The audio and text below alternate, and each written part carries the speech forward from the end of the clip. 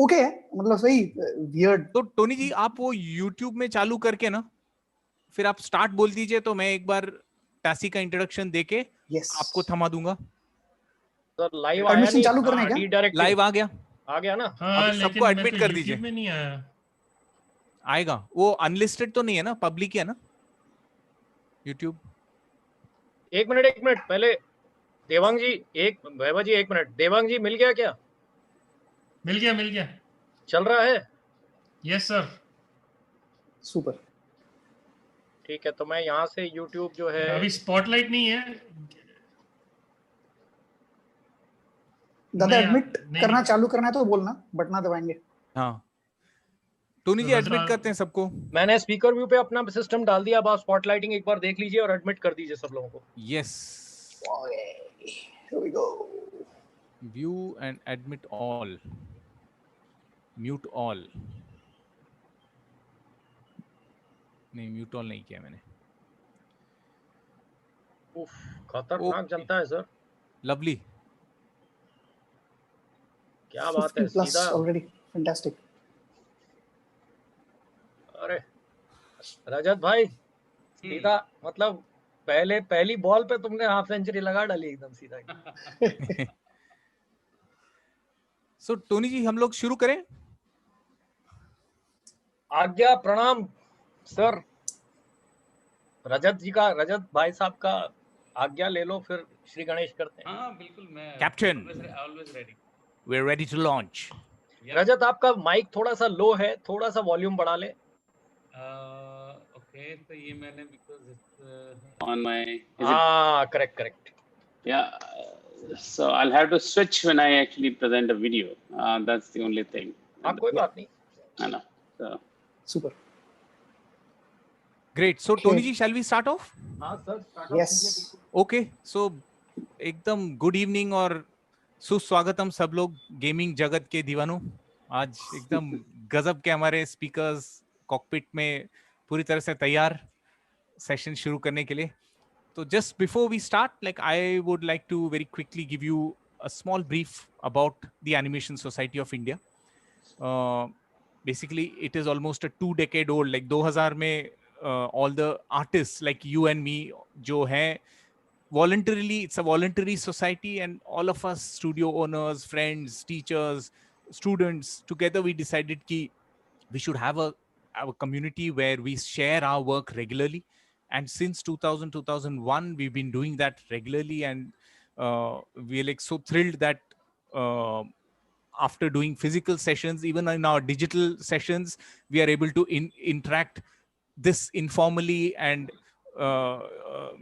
have it very warm and not too cold जो अपने digital usually sessions होते हैं. So that I'm pretty thrilled about that. So इससे पहले कि we start, I just wanted to know from all of you, how many of you have attended TASI sessions before? So you could probably just type in the chat and say me करके, तो हम लोग देख लेंगे, एक idea आ जाएगा हमें. So everybody please feel free to type into the chat. And array, lovely, lots of me's, not me first time, me. Okay, so lots of veterans and mix of debutants. So anyways, our main intention is to invite these amazing artists from different fields of storytelling, filmmaking, animation, art. And we are so thrilled to have Rajat here. He's been at the TASI platform many times, and he's an amazing speaker, very, very free to share everything that he knows, and hardcore gamer, like I'm sure many of you. तेजस आप mute कर लीजिए, या तो मैं mute कर दूंगा आपको. Okay कर दिया मैंने. Okay, so good, lot of first timers and lots of veterans as well. So that is about the society, कि सब voluntarily इस society को चलाते हैं, और regularly इस तरह के events होते हैं जहाँ पे these experts come in and share their journey with us. And I'm very thrilled and thankful to Whistling Woods for providing us this platform for the Zoom. Our subscription also allows us, all of you, to see each other, so you can chat with each other. We can video chat with each other. Rajat can see you all. You can ask questions directly to Rajat. So we will try our best to keep it as informal and interactive as possible. So keep sharing your chat, your questions on the chat window, and we will be filtering those questions and sharing it to Tony ji, who will be asking them to Rajat. So at any time of the conversation, आपके जो भी questions आए, ख्याल आए, आपके feedback आए, आप chat में डालते रहिए, and we'll be having, हम लोग रजत के साथ अभी गप्पे लड़ाएंगे. तो गप्पे का सिलसिला शुरू करने के लिए मैं टोनी जी, हमारे फाउंडिंग मेंबर टैसी के, you all, many of you know. So Tony ji please आप पधारिए और हमारे स्पीकर को इंट्रोड्यूस कीजिए. और मैं फेड आउट होता हूं अभी. Thank you.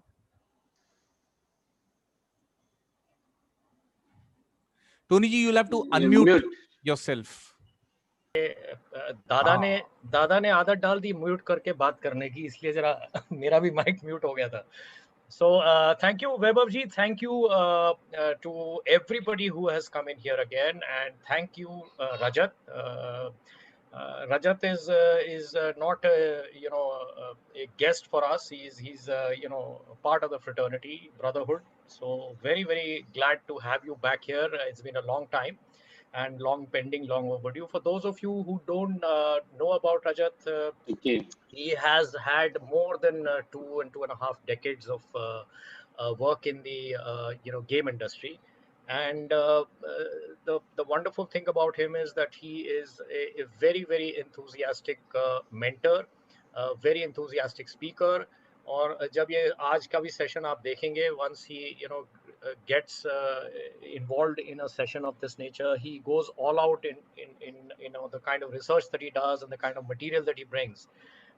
Which is, it's not very easy for people who are busy, as busy as he is. In fact, he is right now in India with us. He's stationed in the US, stays in the US. वो काफी साल पहले, from India he went off to the US and set up himself over there. I remember जब बहुत पहले आपके पास यहाँ पे एक The Awesome Game Company करके आपने एक game company शुरू की थी, and now of course very well established in the US, working with the extremely high profile clients, working on titles that are जिन्हें हम game industry में कहते हैं AAA titles. I think one of the few people from the Indian fraternity who have had the I would say feather in the cap that install base of the titles that he has worked on runs into millions. So once again, thank you, Rajat, for coming in. I'm sure a lot of them will have questions today. Please, as Vaibhavji said, send your questions in. We'll be moderating those questions. We'll have a freewheeling kind of chat with him. And I think he has some presentation for us, plus, a whole lot of interesting stuff to share with us today. So Tony all ji? yours, Rajat, all yours. Tony ji, before that, I would request you to put your display on speaker view, because on Okay. YouTube we are still seeing the grid view. All right. That any better? So Devang ji, you'll need to let us know. Yeah, so YouTube, it takes 1 or 2 Yeah, okay. I've changed the display. Perfect. So it's gone back to speaker view. So Lovely. So I Okay, think yeah. I think that Rajat will can reflect, yeah. start yes, off now. Yes. Rajat is So in spotlight now. Yes, sir. All yours, sir, Rajat. Perfect. So, hey, thank you, TASI. Thanks, Tony, Weber, as usual, Devan. Been amazing. All along. I still remember my first talk in TASI, like in Anyfest. It was in 2008. And the response of the audience was so much, and the interaction was so much that I showed something which I did not plan to show back then. I showed the PlayStation 3 game which we were working on, and that became kind of the, debut, premiering of that game. And it was actually India's first PlayStation 3 title, which ended up being, in the top 10 PSN chart also. So yeah, so in a way, pretty interesting, anecdote about my relation with TASI, and so yeah, so today, though, I'm going to talk about, storytelling in video games, but consider this just because this is a topic, but anything and everything to do about games, even like, you want to talk about just random games, forget about any special technical side or anything. Feel free to ask. Keep it absolutely informal.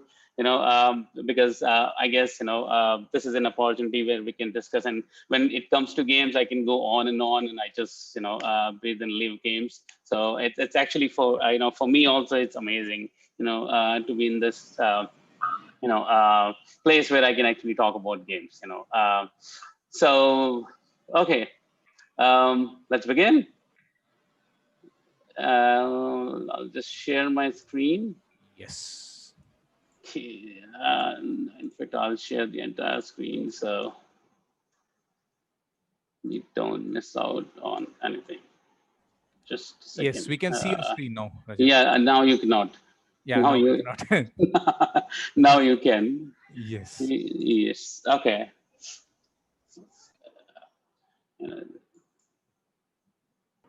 ये कौन सी वाली game थी? I didn't see. Yeah, so it was tic-tac-toe, my version of tic-tac-toe.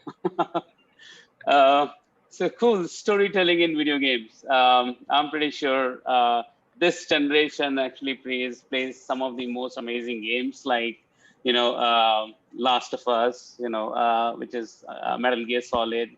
But we'll touch base on what are the probabilities with this medium and where we can actually go.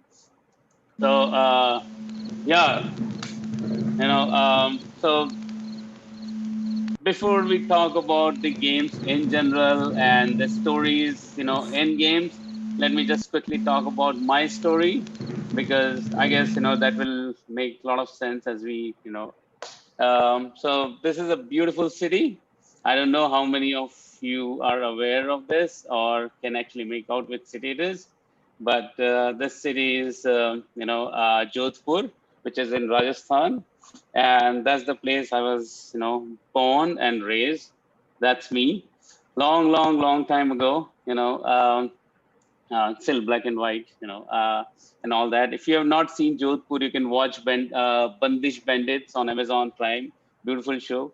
It has, Jodhpur as the backdrop, the music of Jodhpur, and the, So yeah, I was born there in 70s, 74, to be precise. So I was one of those lucky, guy in Jodhpur who actually got his hands on an Atari, back in 1989, and that was basically the defining moment, for me in my life. So I come from a family of doctors, everybody is, and everybody actually expected me to be a doctor, which again, there's a story which I would probably, we'll talk about it later.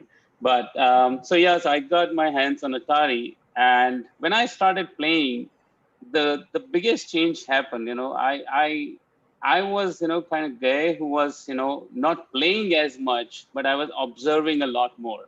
How the heck, because TV back then in 1989 was kind of an idiot box. It was there was no interaction as such.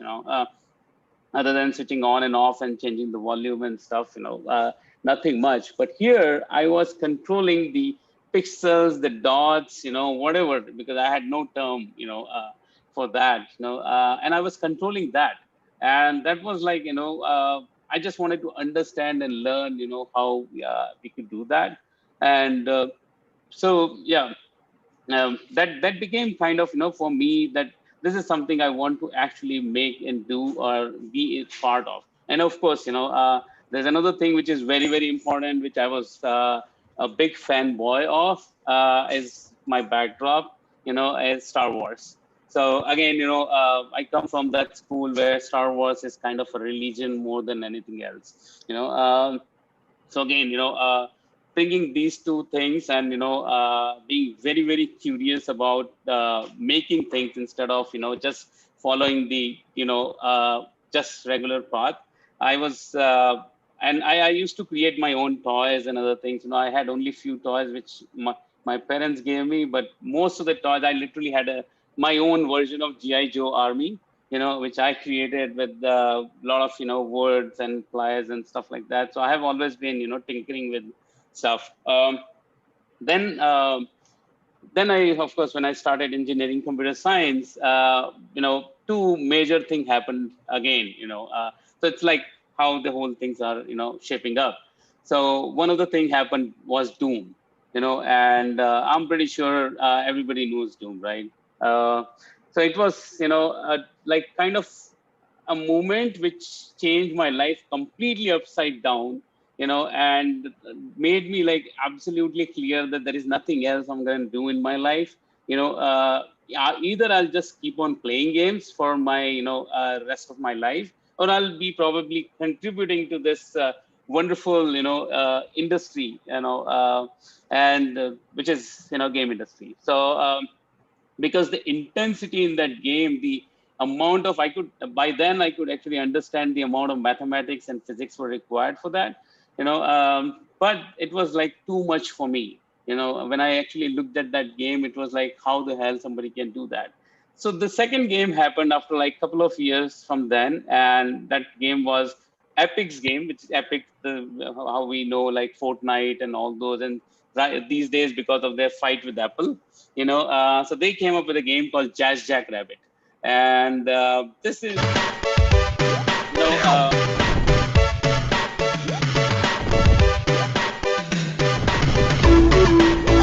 so this was again kind of high speed, probably somewhere in between Mario and Sonic the Hedgehog, but beautiful. It had gun, it had big, huge villains and all those kind of things. And this game was made by a school kid using, Pascal. And that was like, okay, Pascal is not that difficult. I can probably nail it. And this kind of game, it's not Doom and it's not, that difficult. So probably I should attempt that. That was my, um, you know, uh, I would say, pick. And so what I started doing my project, the final year project was not like any other, a library management system or a banking software or anything, but was this game, which I made in Pascal, but using Doom assets in a way that all the sound and the, the intensity and the villains, in fact, each and every sound was stolen from Doom. And so I made this game called Sea Dogs, which okay, this is the inventory system. So this was a top-down game. This was my character. I move around with my gun. I literally had a chainsaw, just like Doom, and with the same. So each and every weapon was actually Doom weapon. All the sounds, effects, and everything was. So I immersed the two games which actually affected me the most during that time: Epic Jazz Jackrabbit and Doom, and created this. And that back in those days in 1995, internet was not very big. So I pushed it on Earnet, which is basically in the universities and colleges. It used to be there, which is Education Research Network. And then it went like 70,000 people actually downloaded back then. And it was Wow. massive number, Rajat, when was this? Like, how old were you? 19, I was 21 years old. Wow. Yeah, so this, and it went wildfire. It was like, people downloaded. A lot of people actually reached out to me, from all around the globe, because this game had an impact back then. And then there was no looking back. I worked with a lot of big AAA companies. I worked on defense simulation, where we worked on Unreal Engine and CryEngine and all those, but our controllers were real guns, real tanks, and all those kind of, boy toys, literally. And I'm not talking about a fake gun. It was a real AK-47 or real, all those weapons were like even the anti-tank guided missile. So we used to take the original ones and we used to replace the hardware with, our own infrascope and all those things. And so used to use those as controller. So yeah, and during this time, I worked on some of the marquee titles, end-to-end development of games like Resident Evil in VR, Battlefield, and Splinter Cell, and again in VR, Asura's Wrath. These are some of the games. In fact, there are many more. So I'm largely, though I understand and I know mobile games and I appreciate them, but I'm more of a PC and a console gamer because I don't want any, interference, and whenever I use fingers, an interference in my, how I perceive my games, So it should be absolutely, immersion. That's what I look for. And that's one of the reasons why VR attracted me so much. And, I became kind of an global advocate, for VR. And when Oculus was around, when they were actually running their Kickstarter, I was amongst the first one to actually fund them. Because my goal was like, because VR was an absolutely new thing, and I worked in VR in 2006 while working for defense, because it's, again, it takes the whole immersion level to some other level altogether, because it's not about, even like there is no screen and there's nobody, like, your wife or your mom is not going to, pass it. You can imagine, how bad you feel generally when you're trying to play a game and somebody just crosses that and like, oh, get the hell out of here. So, so that's kind of a thing. And we are so doomed, that we literally have a doom, which is absolutely doom focused. This is my two sons, my dog and my kid, and we all celebrate Doom a lot all the time. And our usual uniform is a Doom uniform, because I think that's the game which made me what I am today. So just, and one of the things which happened during this process was like, I used to think that someday I'll meet John Romero or John Kermark, but I happened to work with them also, eventually. So yeah, so all those kind of, amazing things. Now my story is over. If you have anything, just, drop in a line, but it's not about me. It's just about the story. So yeah, so Rajat, but this is, I think, probably a good, interesting time to get this question in. A lot of interest in gaming, a lot of interest in game development, a lot of interest in game art. But right. I don't know how much guidance there is for young, enthusiasts or students who are just about, getting into their first, second, third year of studies, finish their 12th, Mm-hmm. or even, during their 10th, 11th, 12th. A lot of young kids have a lot of interest in games, but what is the route that you would suggest to them going forward if there really is an interest in games? What stream to take, what kind of Right. things to study, what type of art to follow. Absolutely. So it's very simple, see, first of all, game development is a big, huge, horizontal thing. There are multiple verticals within this. Like, you can be a programmer, you can be artist, you can be designer, you can be producer, you can be a tester. Let me just break it down very quickly for you. So if you are like very good with math and you think that, you probably think in maths and physics, then you should definitely, first of all, consider that you should be a programmer. We'll come to the next step later. And if you're a very good artist, forget about knowing, tools and technology. If you can actually draw, on your paper with a pencil, I think that's a great start for you to become a game artist. Again, in fact, there are 208 different job options within game industry itself. So it's and if you're a great storyteller, and if you can actually convert one single line into probably a 100 pages of book or something that people can see end to end how it's gonna look, how it's gonna feel like, then you are an apt guy for game design, being a game designer. And if you just love playing game but you suck, or you think that you suck at maths, physics, art, storytelling, but you just love playing game like a mad guy who can play for 8 hours, 10 hours, 12 hours straight, game tester is an amazing job option. Most of the game producers actually start being a game tester first, because when you are testing a game, you're actually touching every different vertical of the game development. You deal with programmers, artists, you deal with storytellers, game designers, everybody. So eventually, as you learn more and more skills, you become the game designers. This thing. And these days, there is so much information online that if you want to be game programmer, first start with YouTube. Never lose focus from your maths and physics skill. Try and understand and learn of course, people keep on using different tools and technologies, but if you get into the engineering or the game development side, the game programming side of the thing, then you should focus more on the, C++. That's mother of all the languages. If you know it and if you nail it, I think, so I think game programming is the probably the only thing I know in the world which can actually use your school maths and physics, which you generally, think, okay, I don't know where I'm going to use. And physics, which by default, everything has assumption driven. Assume you're going there, assume you're doing this, assume your tire is in motion.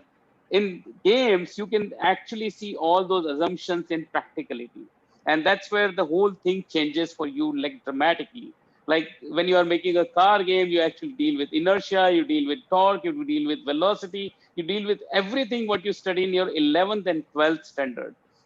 I think that's definitely you need to think of. If you're tilting towards the art side of the thing, then understanding the new age technologies, is very like ray tracing right now. Like, at least understand how these things work. Don't understand, okay, ray tracing, real-time ray tracing is there, real-time this is there, art, these many polys are there. Knowing is one thing, and understanding why they exist and why they are relevant is very, very, I think if you're in 10th or 11th or something, you are in the best phase of your life, because you can actually contribute heavily in your own learning during this time. You decide what you want to do and just go after it. Don't scatter. One common thing across all the thing is that you should be able to dissect or a postmortem any existing game. You play Assassin's Creed Valhalla whenever it comes. Don't play that game. Learn how it is being done. Try and understand. See a lot of YouTube videos of creators. Everybody shares in this industry. Again, the beauty is that people share knowledge. And we just talk about what problems we face, how we fix everything, and all those things. So ability to postmortem any existing game is the number one ability what any person trying to get into the game development should have. Even today I play 3 hours every single day, and without fail. If I'm traveling, another thing, it's a different thing, but I play because it's for me, it's a classroom. It's basically I'm learning how those things are done. And the game design, if you want to be a game designer, I think this talk is focused towards you guys, because a game designer is a storyteller within the organization. He keeps on telling the story, he keeps on improving the story, he keeps on telling his version of the story to people, right? And it might be totally different from your version, but my job will be to actually convince you.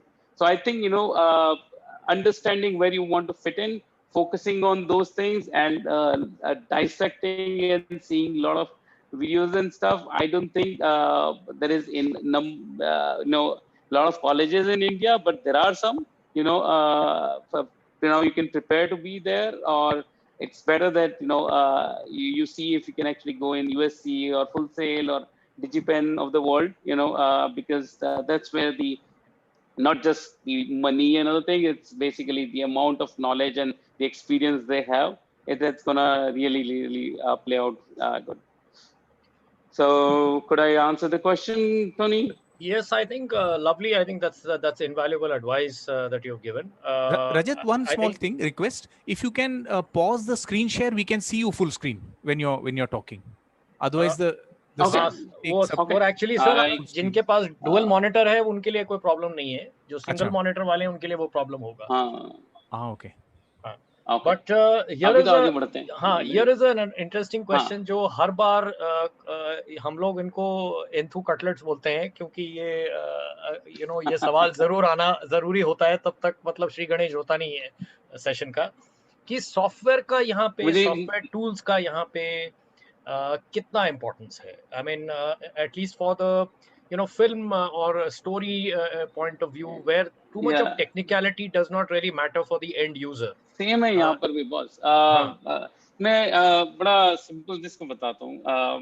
Tools ना basically it's like language, right? It's not your feeling, it's not your thought. So the tools will continue to change forever, right? And that's one of the reason I was saying, have your foundation very clearly laid out. It's a tool and technology. आज 3D Studio Max है, Maya है, कल Blender है. Blender I remember in 2011, it sucked. It was terrible tool, like for production environment. Today, it's one of the finest tool available, right? The community actually helped so much. Back in those days, we used to use, renderware game engine. We used to use Gamebryo game engine, which was used for all the Elder Scrolls, franchisee largely. वो सारे tool use किए आज कहाँ है वो tool खत्म, they don't exist, right? So the tools which exist today are Unity, Unreal Engine, कल Unity है कल Unreal है, we don't know, and then Cry was there for some time. It was very, very big. Today also it's big, but I don't see any third party game being developed in that engine. So अपनी foundation पे काम करो. Learn DirectX if you are trying to be in programming side, DirectX or OpenGL. Artist हो तो अपने color के thought process पे, अपने sketching, अपने उसको skill पे काम करो. अगर game designer हो तो paper copy लेके लिखना शुरू करो. एक कोई भी चीज पकड़ो. See, we have very simple exercise, we call it, WH exercise basically, where, why, when, how. कुछ भी आप जवाब देना शुरू करोगे, you'll come up with new idea. And a true game designer is the one who doesn't walk on the streets. He's actually, assimilating the entire street within himself. And I learned it from my game designer, Pascal Lubin, who actually designed Splinter Cell and Quack and some of the, most awesome games. And he was like, we went to a restaurant, he came out of it and he was just looking, like in the air. I said, like, what are you looking at? Like, I'm looking at these hypertension wires, why these are so low? And this can be used as a level in a game where we can actually challenge people in the Indian setting, where these wires will be so low and all that. Like, this is how you actually observe things and you actually write down and think of mechanics. And that's one of the reasons you should be able to dissect games also. So I don't think tools and technology पे इतना fixate होने की जरूरत है. अपने basics and अपने fundamentals पे काम करोगे तो कोई भी tool कल को आएगा. आज हमारा जब हम hiring करते हैं यहाँ पर हमारे हैदराबाद के स्टूडियो में, you won't believe our ratio is 700:1. 700:1. We interview 700 people and we select one person here. That is the amount of filtering which happens, and that's largely because people come with Unity game engine in their mind. उनके answer भी जो होते हैं ना वो पूरे unity centric हो जाते हैं. If we start talking about how the rendering pipeline works, they can't answer those things. And there are so many other things.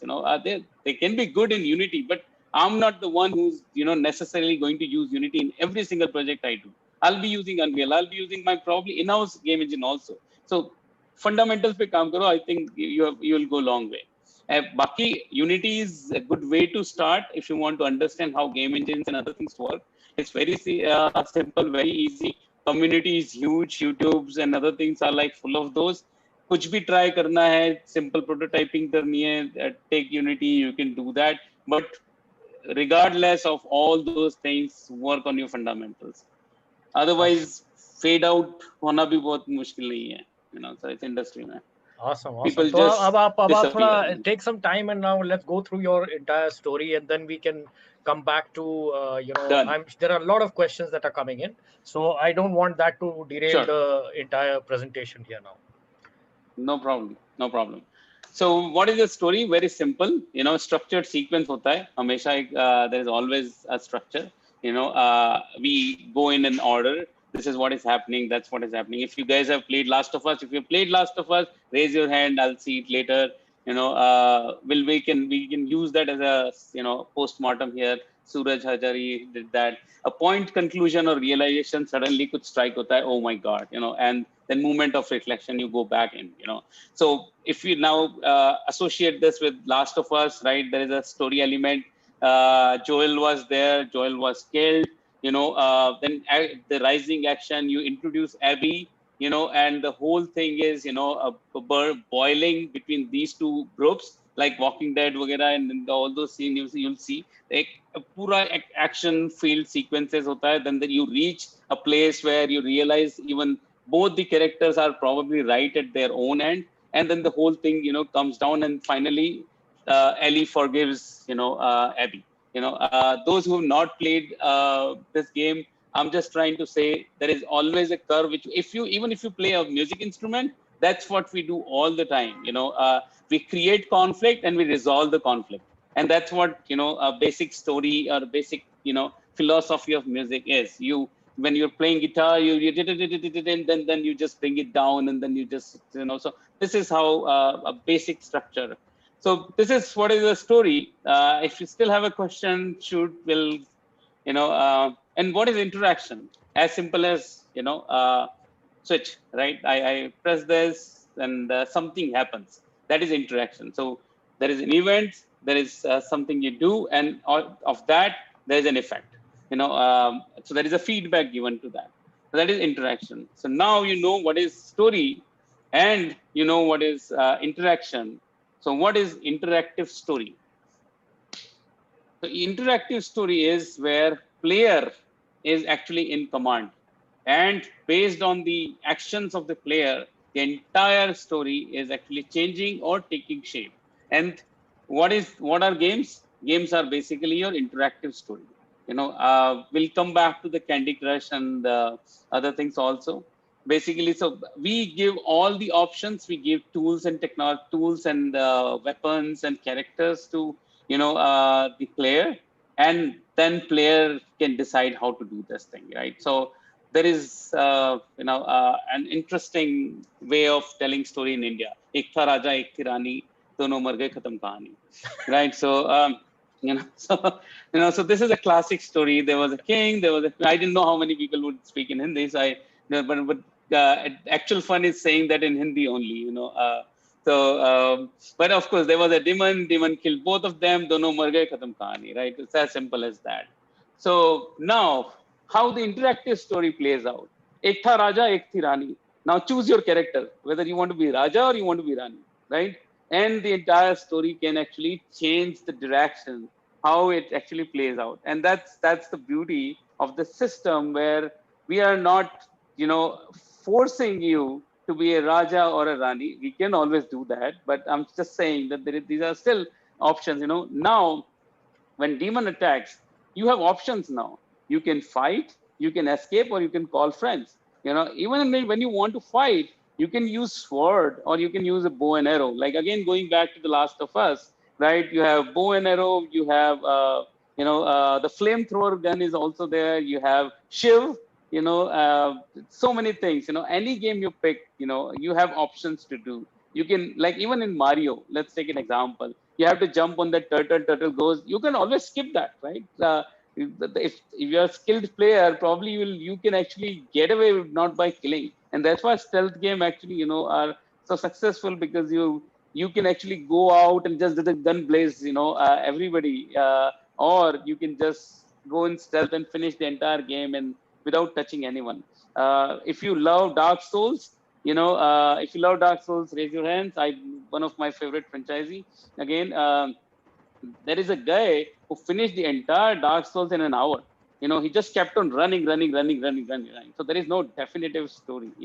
And if you want to escape, you can run to the forest, run to the town. So that's what interactive story, and that's the beauty of this medium. And if you are not taking advantage of this thing, then actually we are missing out on a big thing, because we are making everybody a story writer. Every player for us is actually a story writer. If I write the way you played the game, it's probably going to be different from how I played it. So yeah. Now, but this is not an easy thing to do, right? So what makes it challenging? If it is that easy, why not every game is successful? Why everybody cannot be a game designer and all? So here is the thing. Usually, it depends. So there are two things which are like the challenge you're forcing on the player and the player skill. If the challenge is too much and player skill is at the bottom, it's going to be very, very difficult. If it is, the challenge is very minimalistic and player is really, really pro level guy, he is going to get bored out of it. There is no anxiety. There is nothing. There is no kick for that guy. Give me a simple game where, like, like I tried to play PUBG and I was like exhausted, like it was boring for me. I could probably, like first time itself, I was like the chicken, that I got the chicken dinner. and like I didn't expect my games to be that simple. And of course, it depends on the players who are playing. But in the first go, probably they use bots and other things, and I was playing against bot, which are like terribly written. So I didn't like it. So I never played, PUBG for the second time in my life. Though I play Fortnite a lot, but so so when you actually work on the player skill and the challenge and bring out a merger of this thing, the wavy line in between, this the roller coaster line in between. This is called the flow channel, and this is actually the biggest thing in the game storytelling, and the interactive story medium. How do you ensure that everybody feels equally challenged, nobody gets bored, and at the same time, the anxiety and all those things, they actually respond rightly to actually how I'm imagining they will respond to, right? So this is what is the biggest, so in the previous story, let's go back and take the example of the previous story. There are events and content which I have written as a game designer. So I've given you characters, like I gave you a king, I gave you a queen, and I gave you demon. I gave you town and jungle. These are the atmospheric settings, for me. And I gave you weapon. I gave you bow and arrow, and I gave you a sword. and and then I created an event that demon attacks. It's wrong English, but anyways, so demon attacks. So these are events and content given, handed over to my So if I players. come with you, Somebody's talking. uh, Yeah, just Folks, please keep your microphones muted when Yeah. the speaker is on. Please keep your microphones muted, please. Thank you very much. Yeah. Continue, Rajat, please. Thank you. Right. So these are the things handed over to my players. Now, user-generated content, which is basically my player, how they decide to interact, the entire interaction within this atmosphere, with these characters, with these tools, the weapons, and interpretation of the attack, whether I want to fight or I want to escape, are basically defined and chosen by my players. So this is called my user-generated content, right? Okay, and in between, what stays is my flow channel. This is where it is, managing the entire wave of emotions, the external and internal motivations we generally talk about, in game industry all the time. That you need to actually bring this whole thing and keep it tight, and it's all the more important in story-driven games like The Last of Us, Detroit Become Human, Heavy Rain, Uncharted, God of War, all those kind of things.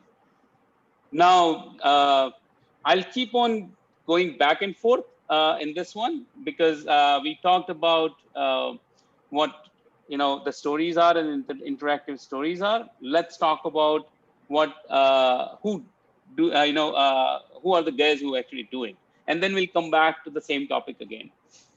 Video game designer, like some fancy thing. So let's talk about the design first. Now everybody is clear so far about the, I'm assuming, any question, Tony G, for this phase, or we move forward? no, I think no questions so far. There was one Okay. question in terms of difference between a film story and a game story, but I think you've clarified that very beautifully. So I mean, Yeah. let's move forward. Okay, cool. So game design. So first of all, don't treat game design as game design, like game design. Treat it like design.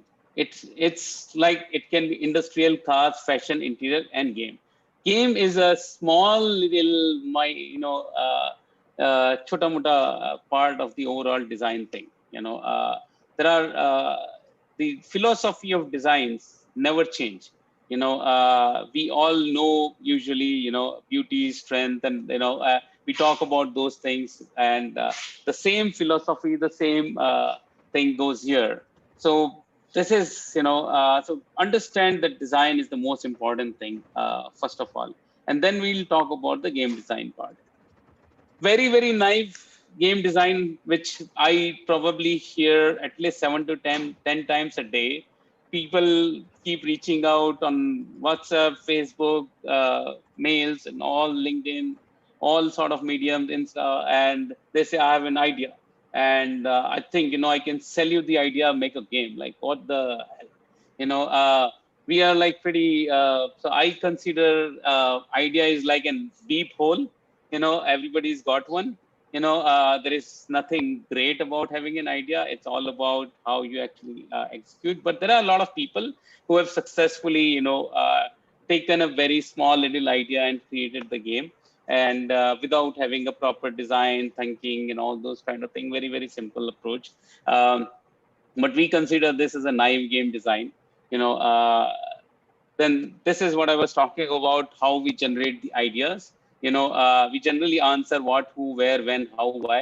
In your mind, answer these questions. It can be an exercise which you can actually take back home, and try and answer all these questions with the different answers all the time. Like who? Probably a guy with 100 feet, right? Where? On Mars. When? Probably in 3000th century, or day or night, or something like that. Why? Because he wanted to come to Earth. And every single time you put these things together, you will have an absolutely new idea. I'm not saying this is an idea, but this is an idea workshop which we generally do and conduct, and that's where we try to answer and and we actually build game when people actually answer these questions around those in those workshops. So just going back, because we talked about idea here, so this is a quick definition of idea. Then this is very standard game design. I see a problem. Oh, nobody has done a game about cars. Let me do a car game. And you start designing it and you implement it.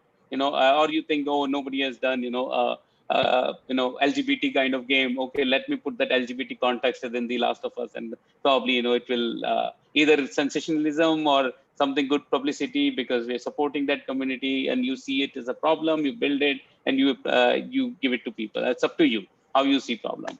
The oldest design of we know Vitruvius, right? Strength, utility, and beauty. Again, going back to the same school of design school, where I said design is above everything else. Even like the chair I'm sitting in right now needs to have three things. It should have strength, that it can actually hold me and without falling down. It should have utility, that I should be able to sit, because there is a reason for that to exist, that I should be able to sit on this, and it should be beautiful, because then only I'll probably consider buying it. So everything, whatever we design in our entire this thing life, not just game, we think of these three basic principles of design. That it should have strength, it should have, and similar thing in games also. The strength is the core mechanic of the game. Utility, why the game even exist. Why people should play that game. And the beauty, aesthetically, it should look good. Again, aesthetic is very, very subjective. Games like Celeste have a very, very different look.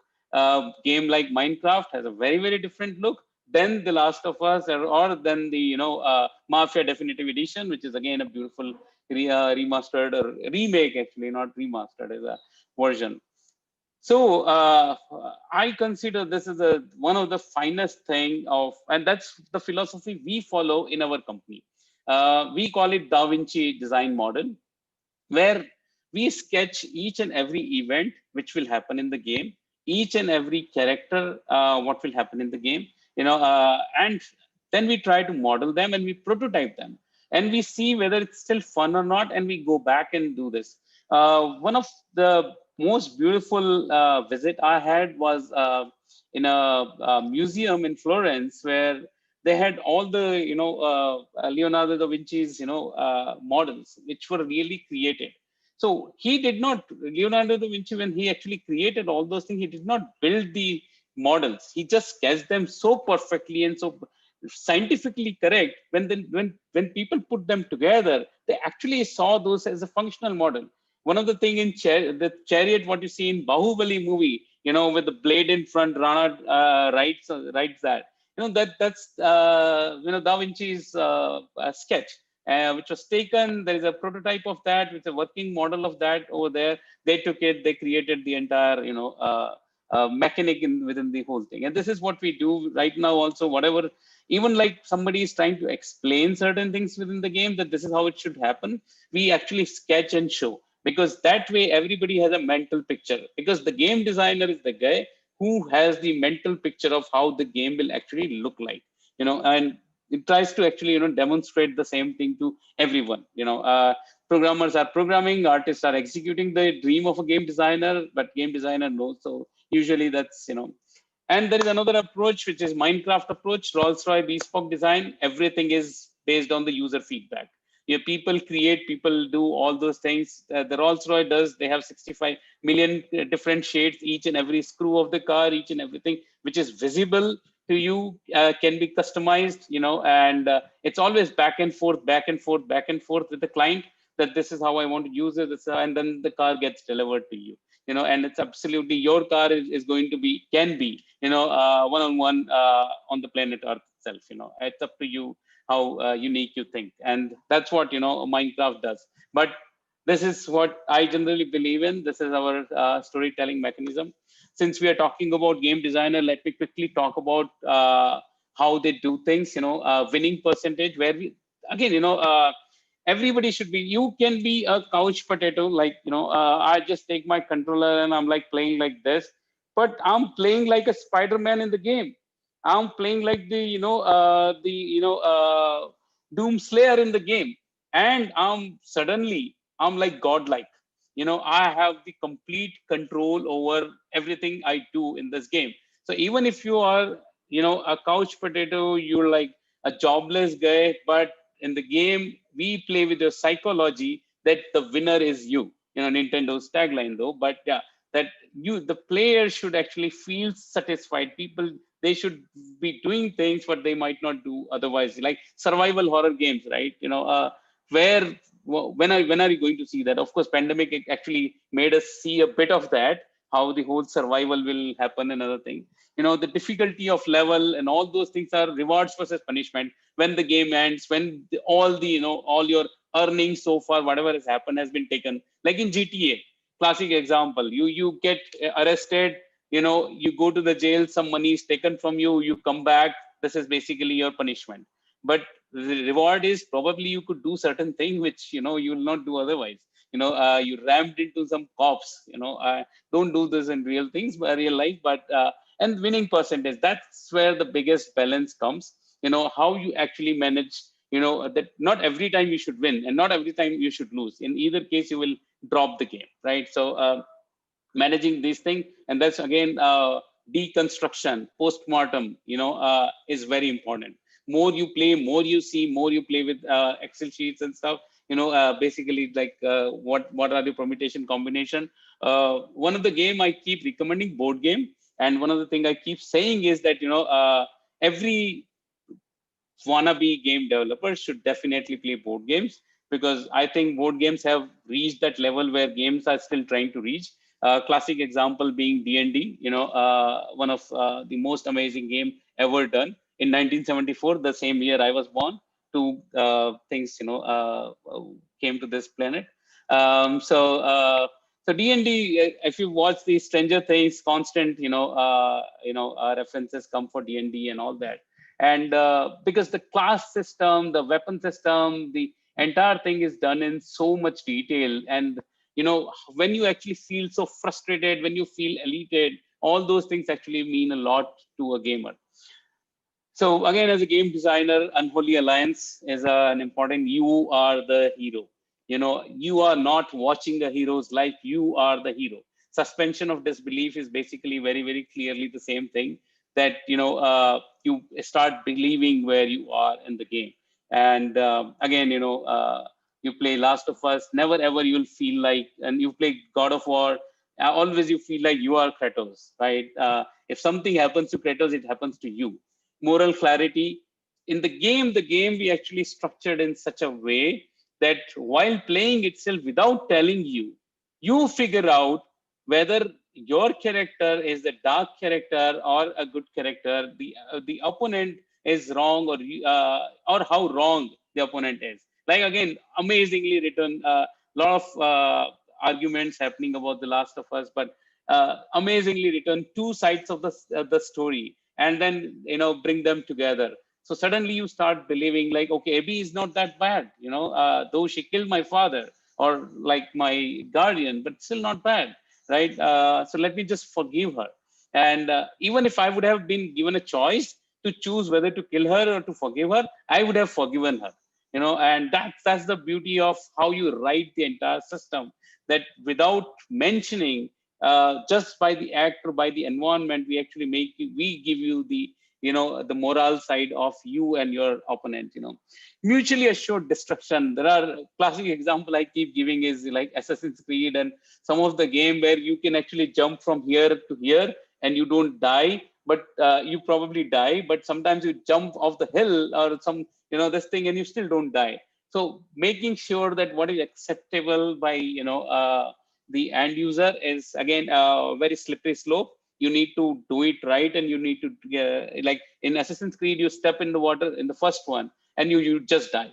Like you just can't step in the water like that. Come on. So, but as you play, you automatically get to understand that you should not be doing this. Like in GTA also, you figure out that you should not be doing this, right? If I do this, this will happen.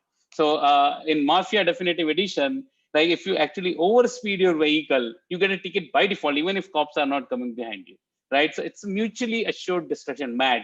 And it's a big thing in the story writing when we are writing for the game, because we are giving, if I'm writing a novel or a film, it's super easy for me how I want to do it. But in the game, I'm giving this choice to you. Again, humor, style, atmosphere, music, all these things play a big role. Let me bring Spider-Man. I'll run it because I think, so I'm running, you guys can see this, right?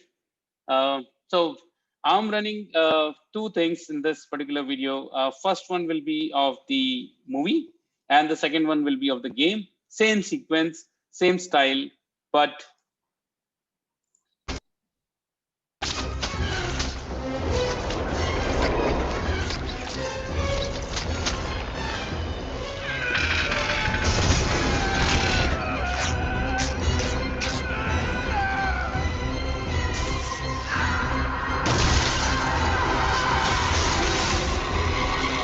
just forward this now, and every single time you'll watch this movie, Spider-Man will stop this vehicle, this train, every single time. And now when you play game, no brakes, no problem. Now there is interaction.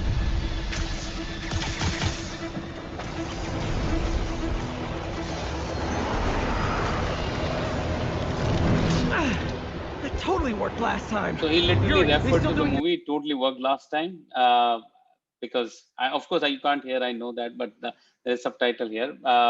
So now the choices are different here. So. Construction on 42nd first. Street's closed for another month. Why?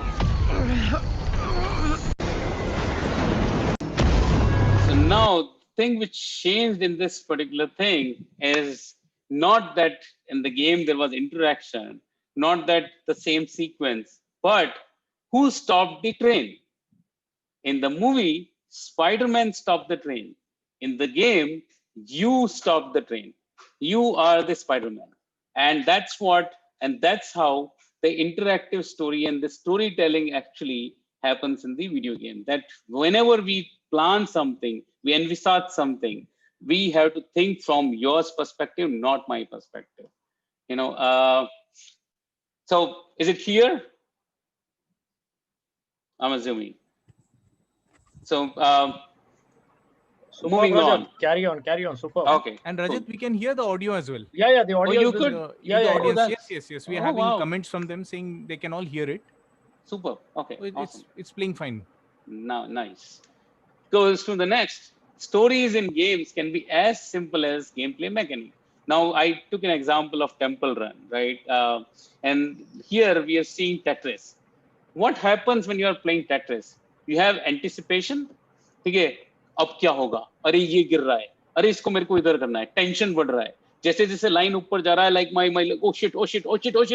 Like and the whole thing is like literally like that. And catharsis. Finally, oh shit, मैंने कर दिया, हो गया. And you feel satisfied, you feel content, and then this is the curve. Now you play God of War, like as elaborated as a saga. Like this is nothing less than a saga, right? Like I'm a huge fan of this game, and I literally envy these people. झाड़ू लगाने को भी मिलेगा तो जाएंगे इनके यहाँ पे. They're like so good. Anticipation again, same thing. Anticipation, tension, catharsis. You anticipate. Ab main yahan ja raha hoon. What's going to happen? Oh, am I going to see some asur, like some demons are waiting for me? How am I going to fight? And when you fight, then this huge like button mashing is happening. You're constantly fighting. You're running, you're jumping, dodging, fighting, all that thing. And when you defeat, like finally I can chill. I can save my game, like, or autosave happens. So in a way, it can be simple like this, it can be complicated like this, but the underlying foundation is still not changing. How am I how am I porosing this saga to you, and this is what makes the pretty much every game a successful game, that that you see, you get into that, you feel it. I have never played Candy Crush personally, but I'm pretty sure that they feel the same. If they don't, but there is no story, but as I said, this can be the fact there, which actually makes it so engaging also. So now you understood what I have been doing with Spider-Man, what was my challenge, and how I, when I'm actually writing the story, keeping my players in mind, there are certain questions in my mind which I need to answer. And then only I can write a story for a video game. What's the player doing? First of all, I need to establish what you are doing in the game. And like, never ever it's told why you are doing certain things, right? Like Mario, kabhi bataya कि वो plumber है. It just goes, right? But you figure out, we give you in such a manner, we actually, write the whole thing in such a manner that you assume, you figure out that that's where you stand. That's your side, like we never told you, you're Asur, you're Dev, you're this, you're that. You figure out, and that is my way. And it's always the right way they figure out. And how we get into the head of those players is again, the storytelling, this thing. What does the action mean? Why am I doing it? What will I achieve when I do? Why should I even give you this? How would a character behave in given condition? If there's a big, huge infected, clicker is coming, or rattler is coming, what will you do? If again, let me just take example of Last of Us again. Sorry, but it's fresh, so I keep using that. But in Last of Us, it's basically, I'll tell you, there are clickers and there are so they move around. They don't see you even if you're actually next to them, but they smell you, and if you move, they actually understand your move. That they have a listening this thing. So if I'm giving you a condition where a clicker is coming to the room, how will you behave? It's very clear that you will hide. You will probably crawl. You will not run, because the minute you run, they'll come after you because you'll make sound and they can hear the sound. So my conditions are clear. Or if I have a gun, I'll pick the gun and I shoot. But I cannot fail to shoot, because if I fail, they'll come after me because gun will make sound. So in that condition, I'll give you another thing. I'll make you craft a silencer. If you craft a silencer, you put that on your weapon and then you shoot. Then probably no, the clicker will not hear. But still you need to probably shoot. So all these permutation combinations I have to keep in my mind while writing, that thing. What if player doesn't act the way we thought they would? I thought that people will literally sneak out of that place, because I'm considering this to be a stealth mission. But sometimes people are people, like they do things, and they suddenly stand and they start running, and the grass has its own sound effect and all those things, and then they'll come after you. What do? Should I punish the player immediately by having a cut scene or something like that, that a killer clicker or a zombie comes from behind and just eats me and then done? Or I should actually let me run, and that gets chased, and then I have an opportunity to hide again. So all these again, I know, if they are not acting, then I have a choices that, okay, punish him immediately, run a cutscene, make him fail. There are a lot of games which just like, as I told you, Assassin's Creed, right? You step in the water, like first one, then what are you done? Like, so it's over. Is there a group we can create based on the action taken? So like when you are playing a game like Doom, bring it on, baby, all those kind of things, hurt me plenty. there are different groups, depending on the kind of player you are, and that's created based on the actions you take.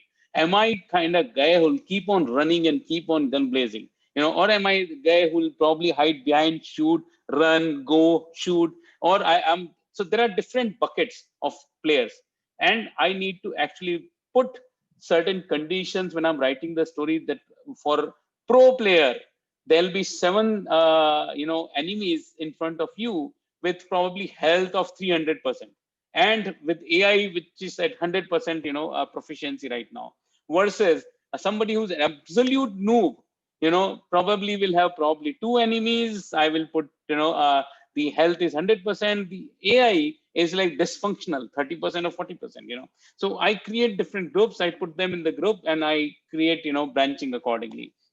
How would that character behave if you push the player to the breaking point? I have an amazing video which I will play later. If you guys have played Heavy Rain, uh, in that game, your son is kidnapped, right? And you're trying to find that, whether it's alive, not alive, you don't even know. So there's a mission where you either have to cut your finger and you get the tip. You don't get your son. You just get the tip to go to the next level, or you can simply avoid and figure out different way to reach your son, and get to know about your son, right? This is absolutely the, I would say, the pinnacle of how you can actually push the human emotions, because they actually, first of all, these are like buggers. They make you they set up the story in such a way that you are so much in love with your son, you're having fun and all that, so the papa in you comes out, and you are totally in love, and then suddenly they take away the best thing you have, and then they actually challenge you in this situation. So this is, and how you will actually, how will the character behave. So they have a percentage, this thing where they actually figure out who's going to respond to what, another thing. So we need to know, how would that character behave. So I write my story accordingly. How to convey message without using words, right? Like in Last of Us, if you played, in the last, if I'm not spoiling, it's been months now, the game is out. Abby is let go by Ellie. So the thing is, did they ever mention that she's forgiven? They're nowhere, right? Did they tell you that forgiving is probably the biggest thing in your life? Never. But it's just communicated in a absolute subtle and with the actions. So again, how do you write all the actions and everything in such a manner that people get that message? Like the entire God of War, the new one, was based on Norse mythology, right? Everything what you did in that game was actually written long back in a different manner and all those things. But the entire messaging, even the previous one with the Greek mythology, you kill Zeus, right? Whose father, right? The father is killed by the son, but there is a notion given for that, right? So, but never ever told to you. It's just through the actions, through this thing, which is pretty common in the movies also. I'm not saying, but here, because I'm letting you define, it's very important that you know it upfront while writing the story for video game or attempting. So games are not writerly medium, absolutely, that I can write everything I want. I have to write only the content side of the thing and event side of the thing, and let user write the rest. For me, my players are my writers. They are probably, they're completing my, so you complete me, is the word the sentence I'll use here. So not an absolutely writerly medium, but it's far different and far elaborated, because you are within your ecosystem, you are giving all the permutation combination and you are thinking of, and we'll talk about certain games which have done it so nicely. One of the classic example is Detroit Become Human, which has 60 plus endings of the game. How you play the ending completely changes. So Rajat, here, I mean, if you could just go back to the previous slide, which was about the questions that to Yeah, answer. I'm here. A couple of questions, which I think are apt for this point. First of all, Weber has got a question that story writers for games should be hardcore gamers themselves, yes or no? It's better that if you are, but not necessarily. I've seen a lot of people being like Tom Clancy, like he was an author largely, but most of his books were taken and converted into video games with the help of game designers, of course. But understanding game is definitely not hardcore or mid-core or casual. But the thing is that knowing games and as a function is definitely an important aspect, because then only you can give different choices. So Okay. yeah. Okay. I have a question regarding the type of games. Does the nature of the game change anything over here in terms of the questions? For instance, an education-based game or learning-based game versus pure entertainment. Is there a different set of questions or anything different that you would ask in both cases? Absolutely, absolutely, because the it's just the feedback which will change. We'll talk about that also as we go forward. But the thing is that my action and the effect and the feedback, these three things are the most important thing in a story when we are writing. So the thing is that even like let's say I'm training you to be a marketing person in my company, and I made a game about training marketing people. Now certain actions are given to that character in the who's trying to be the marketing guy in your company. Then certain effects of that will happen. Whatever he does, will happen, and there'll be a feedback given to the player, which will also happen to the marketing, that you are fired, or you are a farmer. You are not a what is that other marketing type of hunter. So that will happen in the game also. I have a grenade. This is my action, that I throw the grenade. Effect is the explosion which is happening. The outcome is the Eiffel Tower falls down. That's the feedback. And that's when I feel satisfied. So the thing is that it's the same in the serious games also, which we generally, training games are serious games, right? So the entire thing, the only thing is, in video games, you generally, you're not punished harshly. I have done a lot of defense training games, especially here. Instead of fun and entertainment, it's for training purpose. So if you commit a mistake, that mistake is actually immediately highlighted, and your scoring pattern and other things change and stuff like that. Whereas in entertainment, I think committing mistake is the fun. Like you play GTA, and if you don't run over the crowd, the traffic, then it's not fun. You play Carmageddon, you don't run over, it's not fun. You generally do that. You actually feel like okay, let me completely crash the whole Eiffel Tower. That's fun. But in the simulation or the training game, if you do it, there is negative marking, there is this thing, but technically absolutely no difference, I would say. It's just the thought process, the switch which needs to go, that fun versus penalty. That's all. Okay. Depending on how much more information you have to share, should we be on questions right now, or do you want to come back? I will come back to the question. Okay, fine. All right. Cool. So few important things I just want to connect. Yes. So, Yes. yeah. Cool. So narrative in games, there are multiple types, four major types of things which we talk about usually. Linear, where exposition, conflict happen and you resolve. Open world, where you can go here and there. Far Cry is a great example. Far Cry 3, my most favorite game. Vas, one of the finest villain I've played against. So again, you can choose your way. You can decide to take this quest later, do this now. Skyrim, another amazing, a lot of things you can do. Branching narrative, another favorite of mine. The entire companies, couple of companies like Telltale, which actually crashed but came back in some form or the other. The Quantic Dream, French studio, which has made Fahrenheit, Indigo Prophecy, basically, Heavy Rain, Beyond Two Souls, and Detroit Become Human. They make games which are branching narrative. So Indigo Prophecy had six different endings. Heavy Rain had 32 different endings, and Detroit Become Human had like 60 plus ending. Beyond Two Souls also had similar 48 or something. I don't remember on top of my head. But how you play, what choices you make during the game completely change the course of the game. And then parallel narrative, where you go here, you go there, suddenly conflict happens, suddenly you go forward. Then there are a lot of moving around. Witcher is a great example. You can just keep on running on your horse here and there. You stop by, you have quests. Some people, Oblivion, the entire Elder Scrolls is actually built around parallel narrative kind of thing, where a lot of things happening all around you. You pick, you do, and keep moving on, right?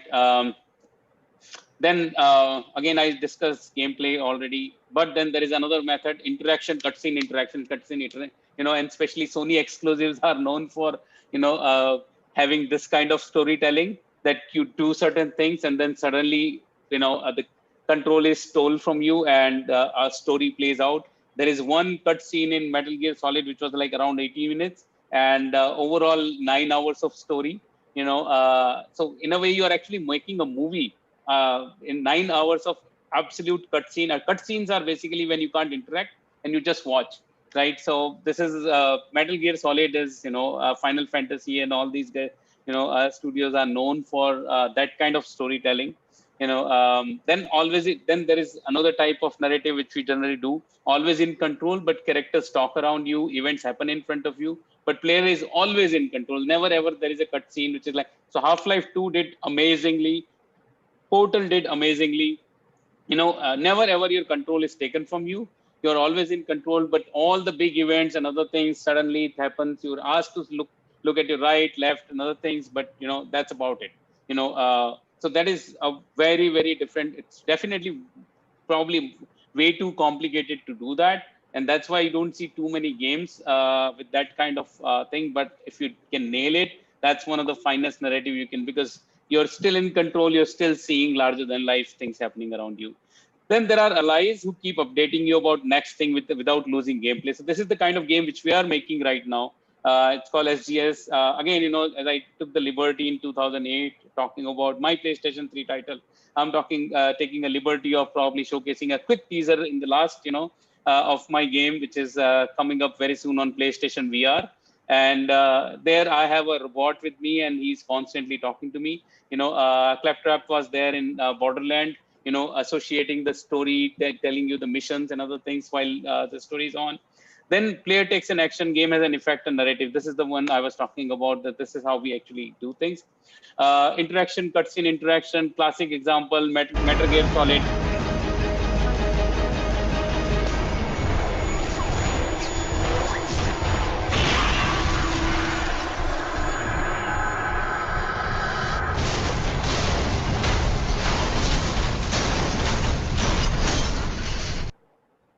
So you saw a lot of things happening, and then now you are in control because you have to push yourself out of the car. Then this is the time where you are actually, using your controller. And then you walk around also, somehow you're coming out. There's a sequence again, you have no control over.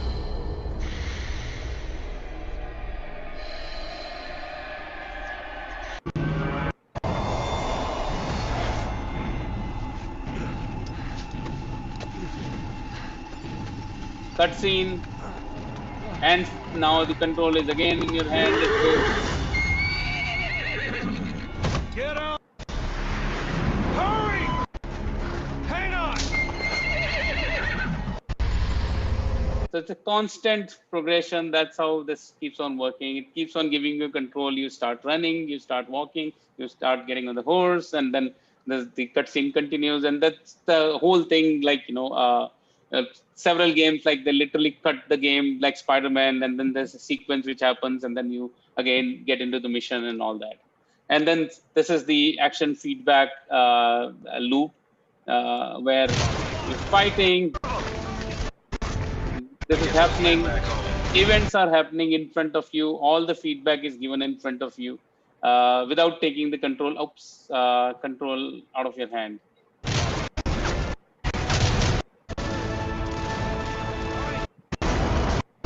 And finally, you see the entire Eiffel Tower crashing down.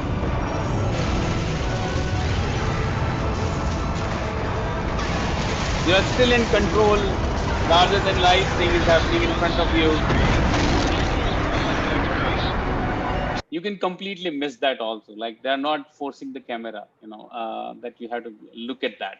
Again, how to make sure that you look at that larger than life event is again, how you actually design the level, how do you write the whole thing is very important. This is the greatest example, I think, of Heavy Rain while I was talking about. Are you prepared to suffer to save your son? You have 5 minutes to cut off the We're left building the section tension. of one of your fingers in 5 front of minutes, the camera. quick, quick, quick, If decide you what you're gonna succeed, do. you will get your reward. Gotta find a sharp object, something that'll make a clean cut. I don't want to have to start hacking away at it. The pain's gonna be And intense. this entire Gotta find movement, some way to.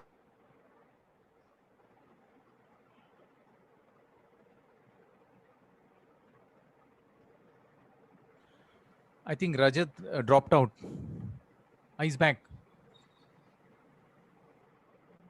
I don't know what happened. Yes, yes, you're back. Okay, you can see my screen, right? Yes. I don't know what happened. Yes, yes. We Anyways, can now. so, okay. So, yeah. I think that climax was too intense.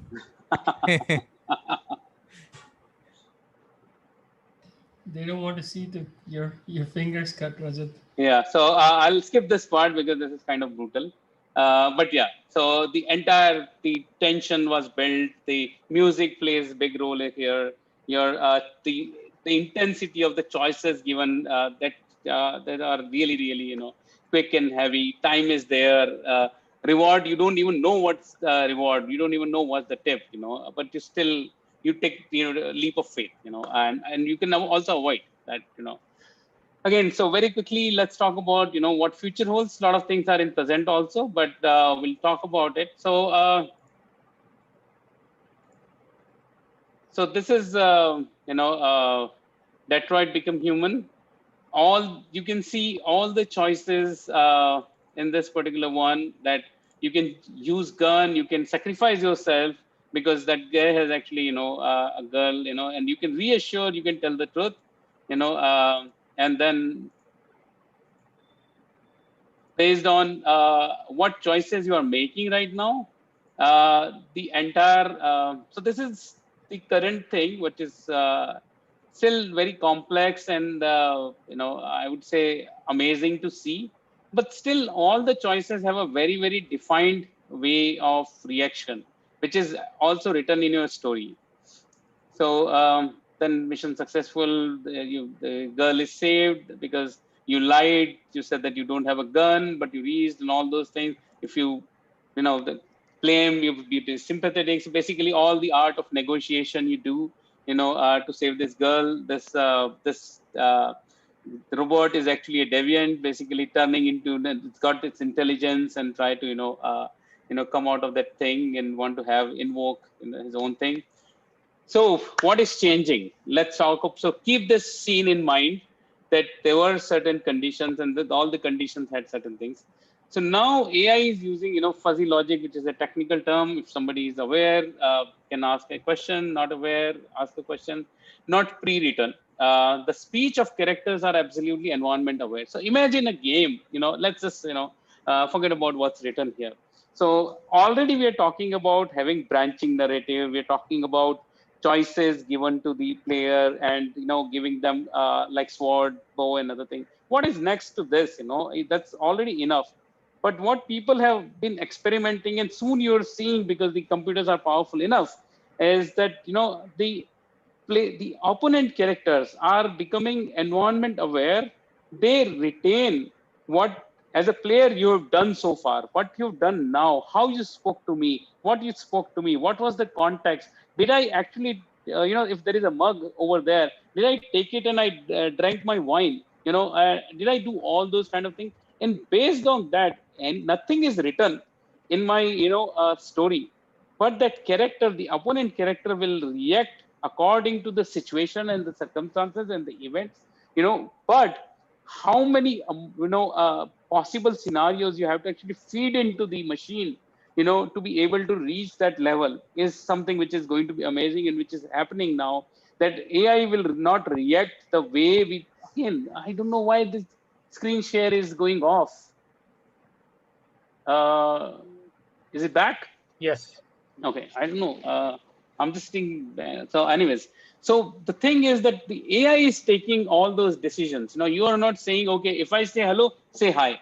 If I'm saying hello, that can say, get the F off here. It can just get lost. it can probably do whatever. You don't even know what it's going to do, because the we are giving the data to AI, and AI is choosing how to react to that. So when you are playing the same game and the person playing the same game next to me still choosing the same thing during this thing, it's just that probably one or two things here and there, the entire game can completely change.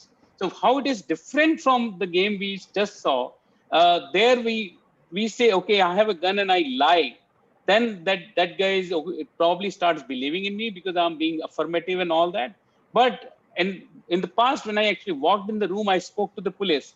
So that guy will know that you spoke to the police, and his reaction will completely change. And that can happen. So there is a great experimental thing what Valve did. It's called Two Bots and a Wrench. And what? Okay. No worries. I think I know where it is. So here you go.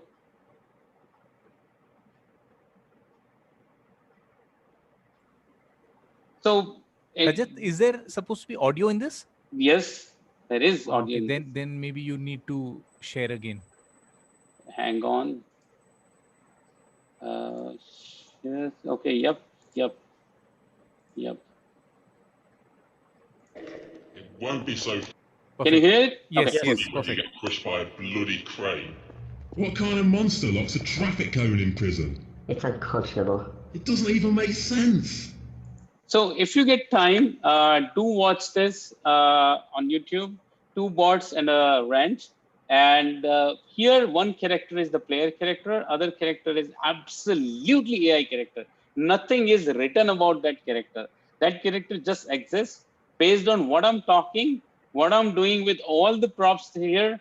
That guy keeps on engaging with me. The entire interaction, the animations and other things actually drive in that direction. Do you know who sat at this desk? Who? The warden. No. It's true. A wooden plank. They were trying to keep something in. Or out. Well, it is a prison, mate. Yes, probably in then. Oh, that's a rather shabby crate. And imagine if you guys play RPG, role-playing games and stuff, where interaction is one of the big thing. Imagine the entire interaction being controlled by AI. And this is happening. This was the experiment, but now there are a lot of studios which are actually working on this thing, and experimental games right now, but soon to be reality.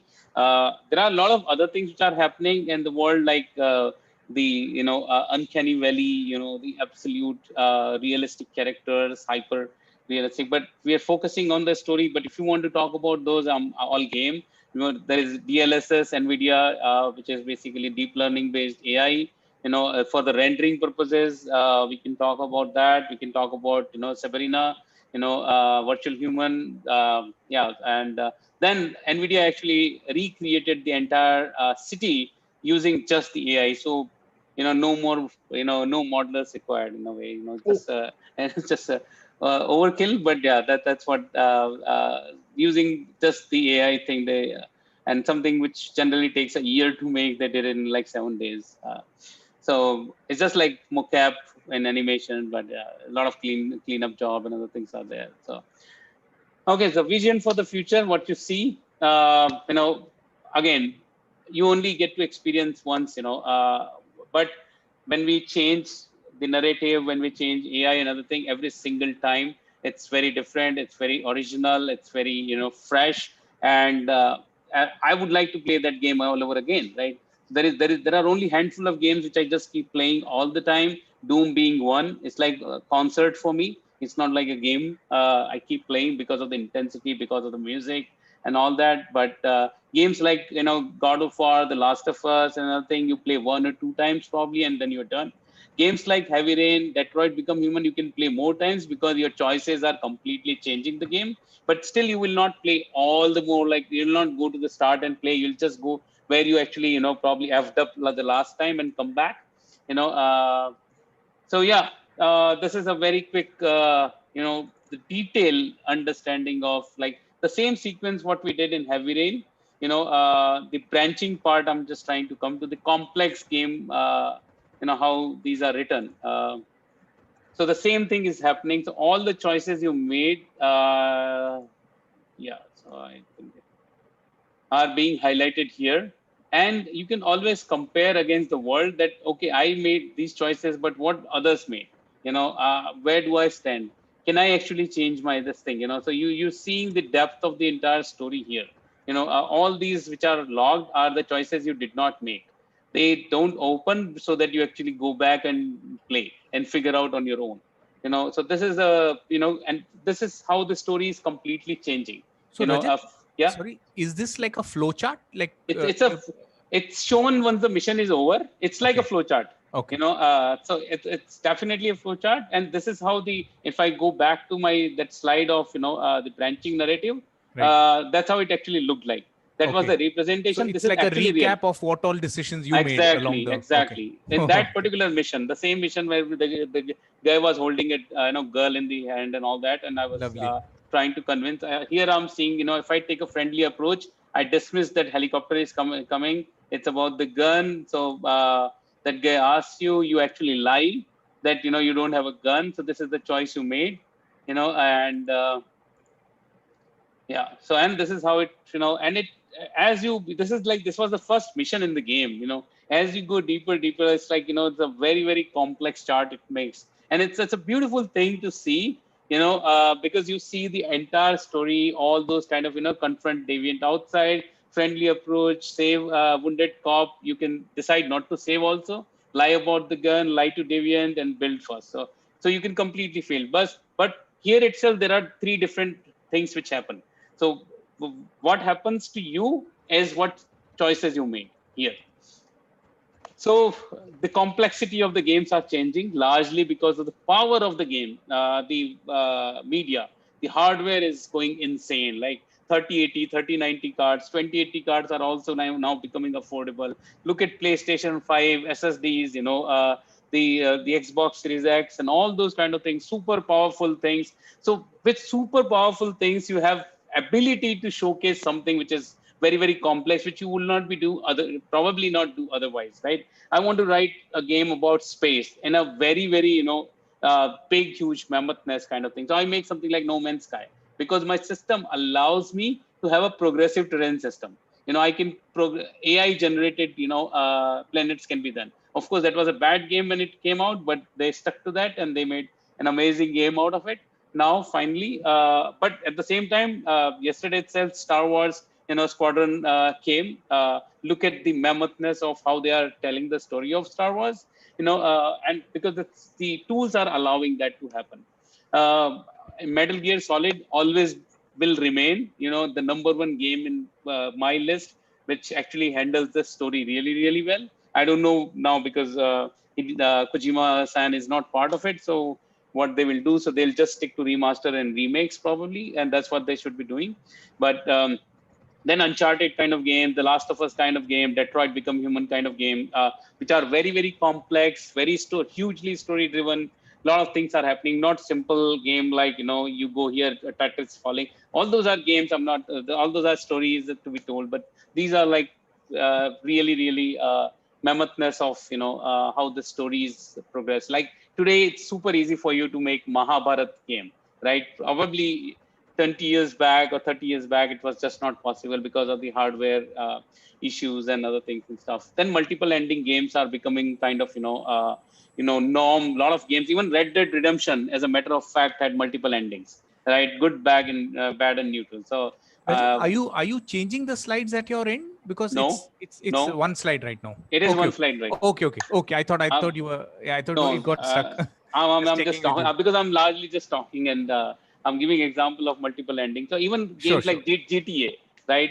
Let's go to that slide quickly.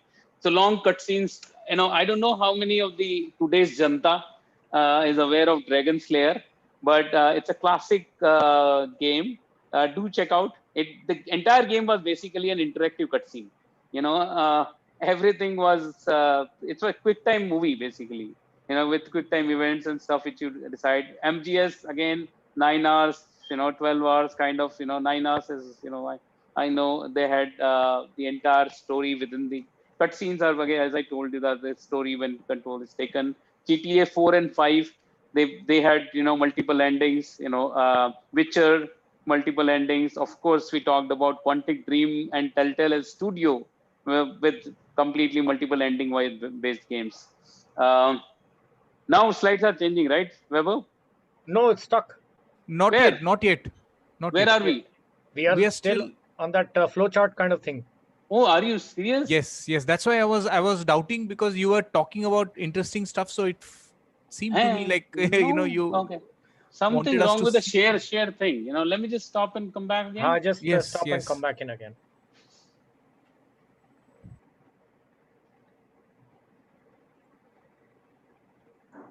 It's not allowing me to stop also.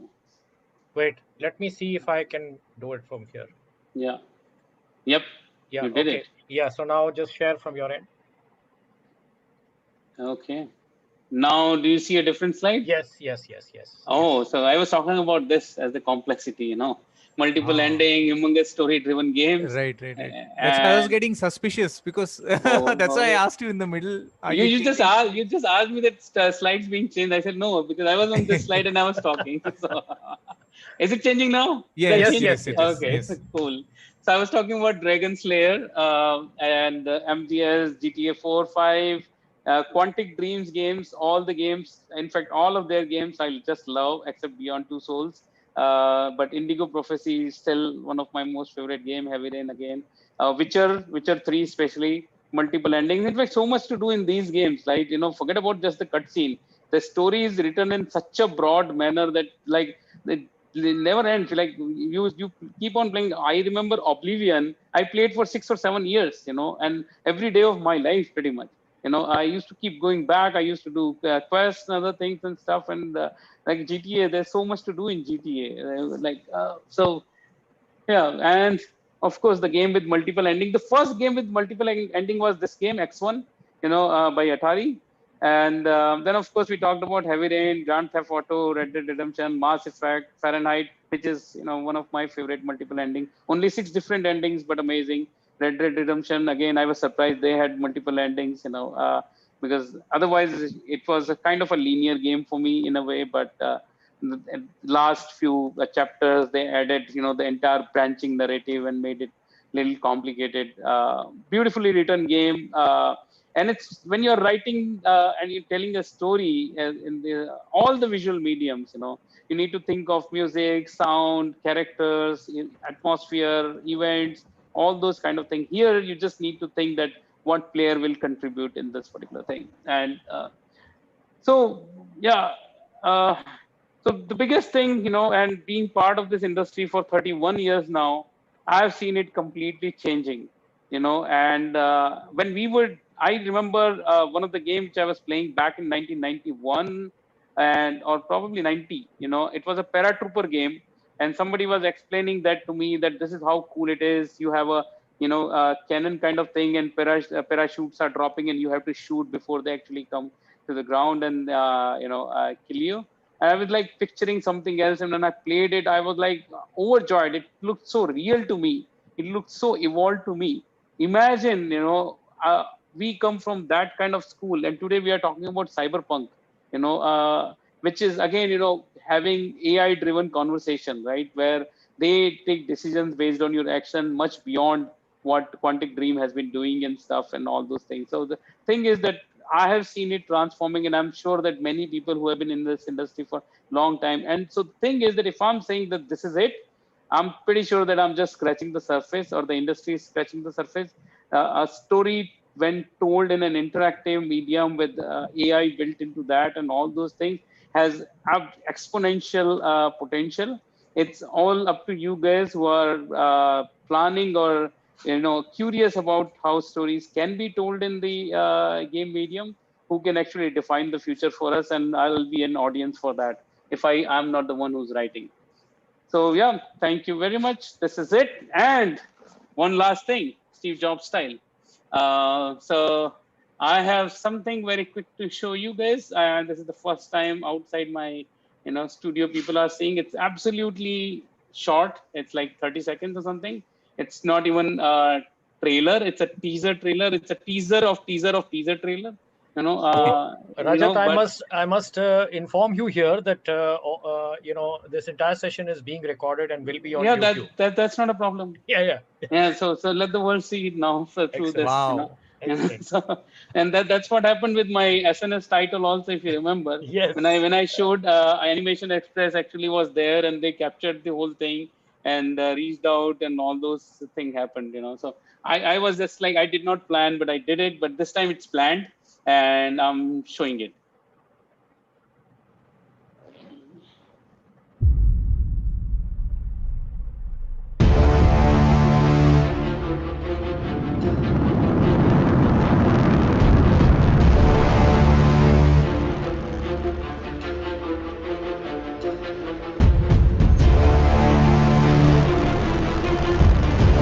आजा तू भी आजा.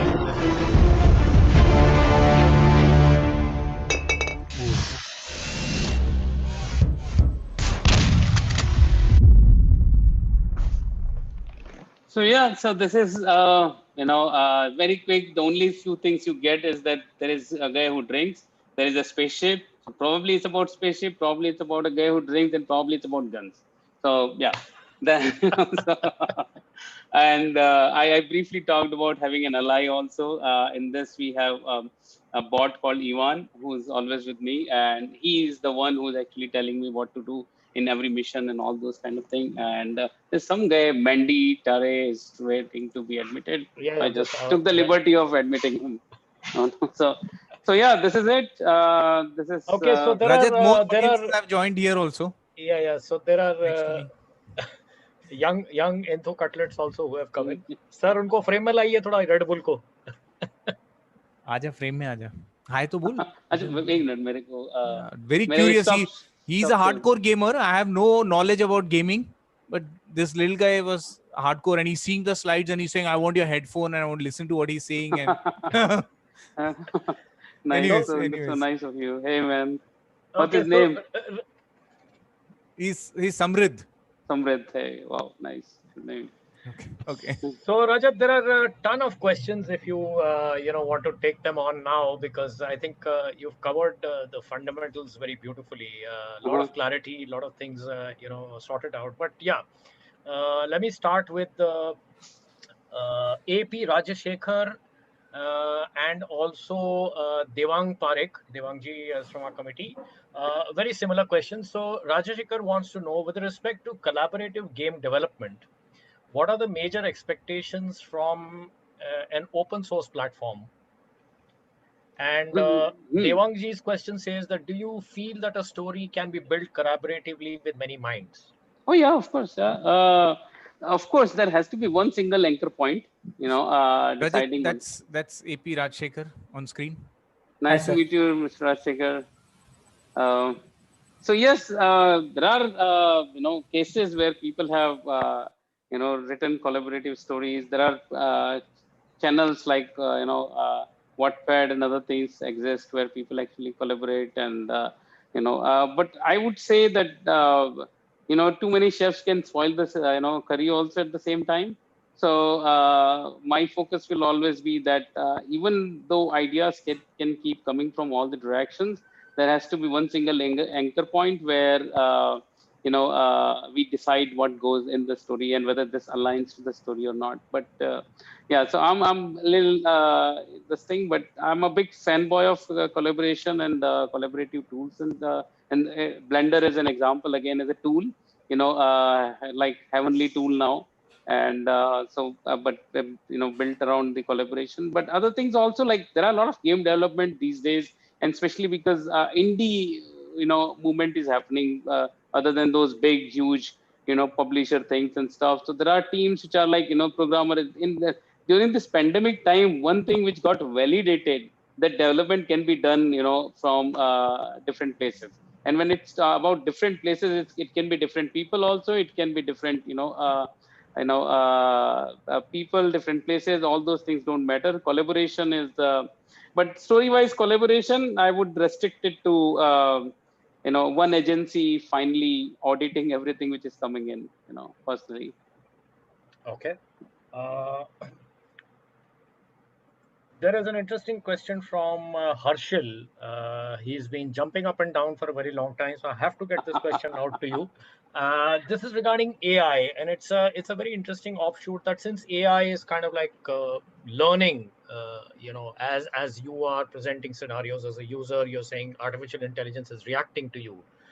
Is it too far-fetched to say that AI can take over a game? Is it possible for that to happen?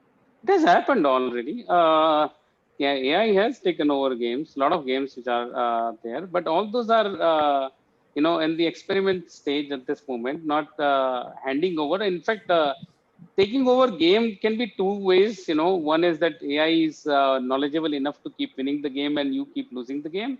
That good thing is that we can always restrict that. I don't think that's going to be a reality because game is very confined. It's a very kind of a structure. As I told you, like when we write stories, the biggest thing we keep in mind is that there is a structure to that.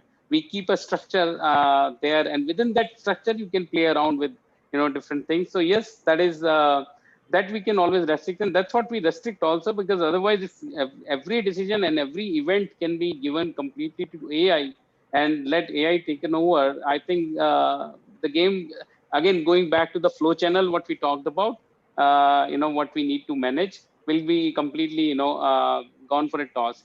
Other side is game taking over, AI taking over the game playing session. That has happened, and I think that's a beautiful thing to happen, because that way somebody who's just constantly playing the game, AI can actually play your game all the time and can tell you what are the wrong things in that. If you actually give all the design decisions, all the art decisions and programming decisions feed into the system, AI can actually probably do a better and unbiased judgment about those things, and that's already happening. But yeah, so restricted, but still you'll see in a lot of games where AI has become very, very powerful. In fact, if you are aware of Microsoft Flight Simulator, there's a bug because they render the entire world using AI, and which actually kept on creating a big huge tower which literally reached the space kind of thing. So in a way AI took a decision and did something. Though it's we call it a bug, but it's there. So how does, I mean, here's my one little two pence add on to this question. How do they handle the sound part? I mean, the audio interaction that is going on, because I mean, how do you preempt what the user will say, and how's the you AI ha- you respond? you have it at your home. You have Alexas, you have home Google Home, you have Siri, right? So they are conversational AI, voice based. And Watson AI is the one which was used in Star Trek game. Of course it fell through because they had problems or something like that, but they were using IBM's Watson AI for all the conversational within the game.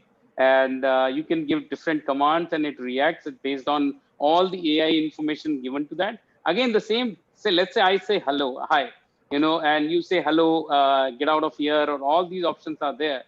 Passing it the entire big data to the conversation, the voice-based conversation AI is absolutely not a big challenge, and it is already two things you need to keep in mind. One is that conversation is happening, but it's still not happening in the same voice of the character, right?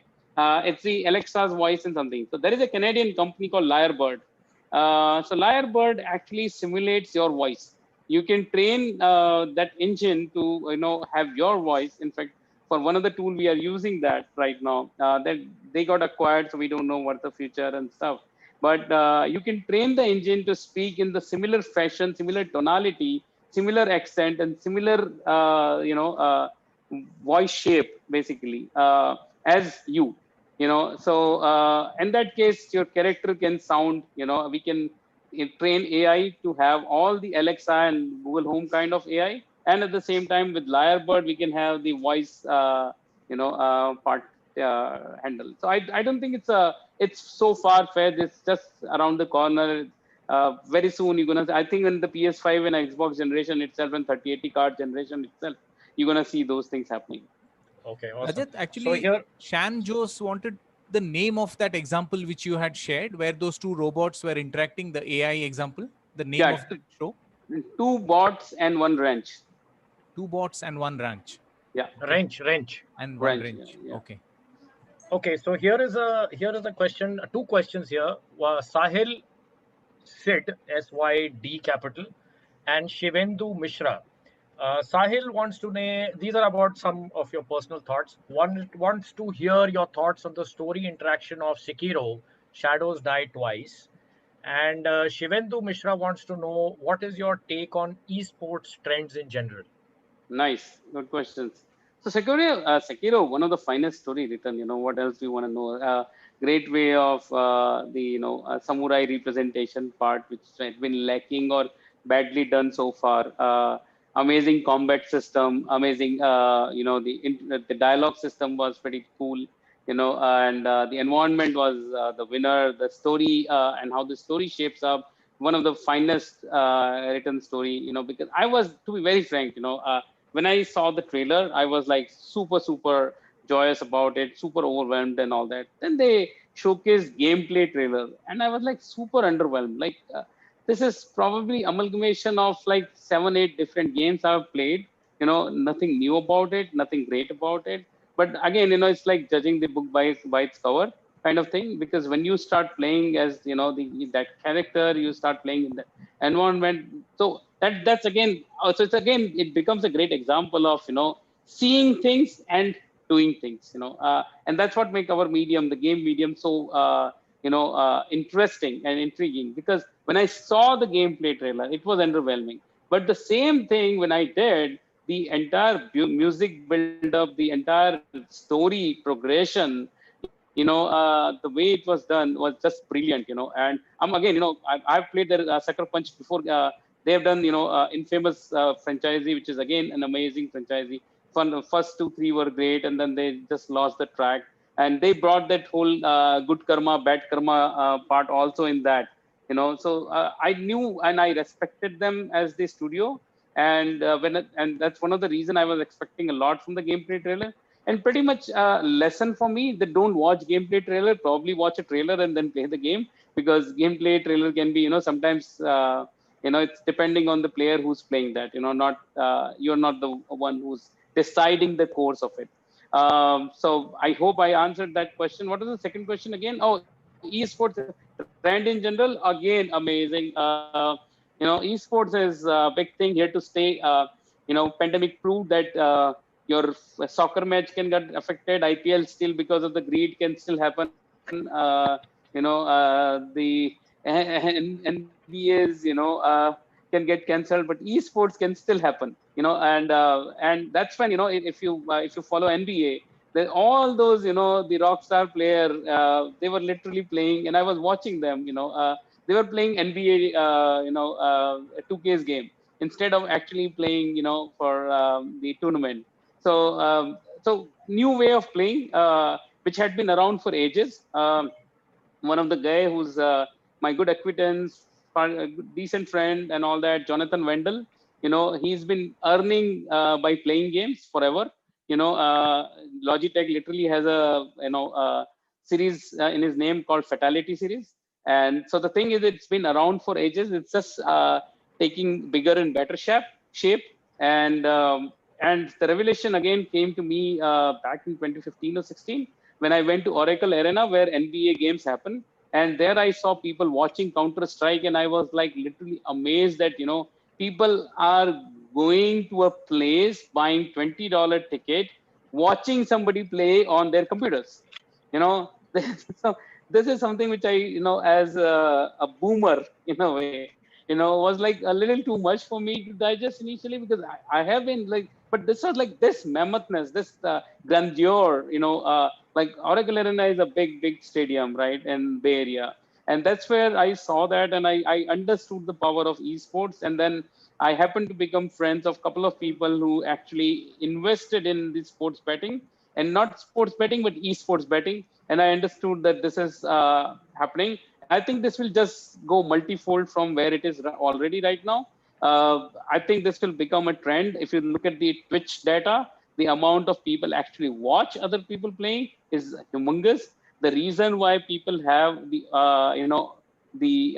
watch mode, audience mode or something, in the Fortnite and all these games, even if you're dead, and you still watch other people playing is because it actually gives you tips and tricks and all those kind of fun, watching. So Twitch exists because of this very reason. YouTube gaming exists because of this very reason. The companies like Betly and Unicorn exist because esports is becoming big. In Unicorn, which is Rahul Sood's company, Mark Cuban invested, which rarely goes wrong with his investments, especially in the next upcoming thing.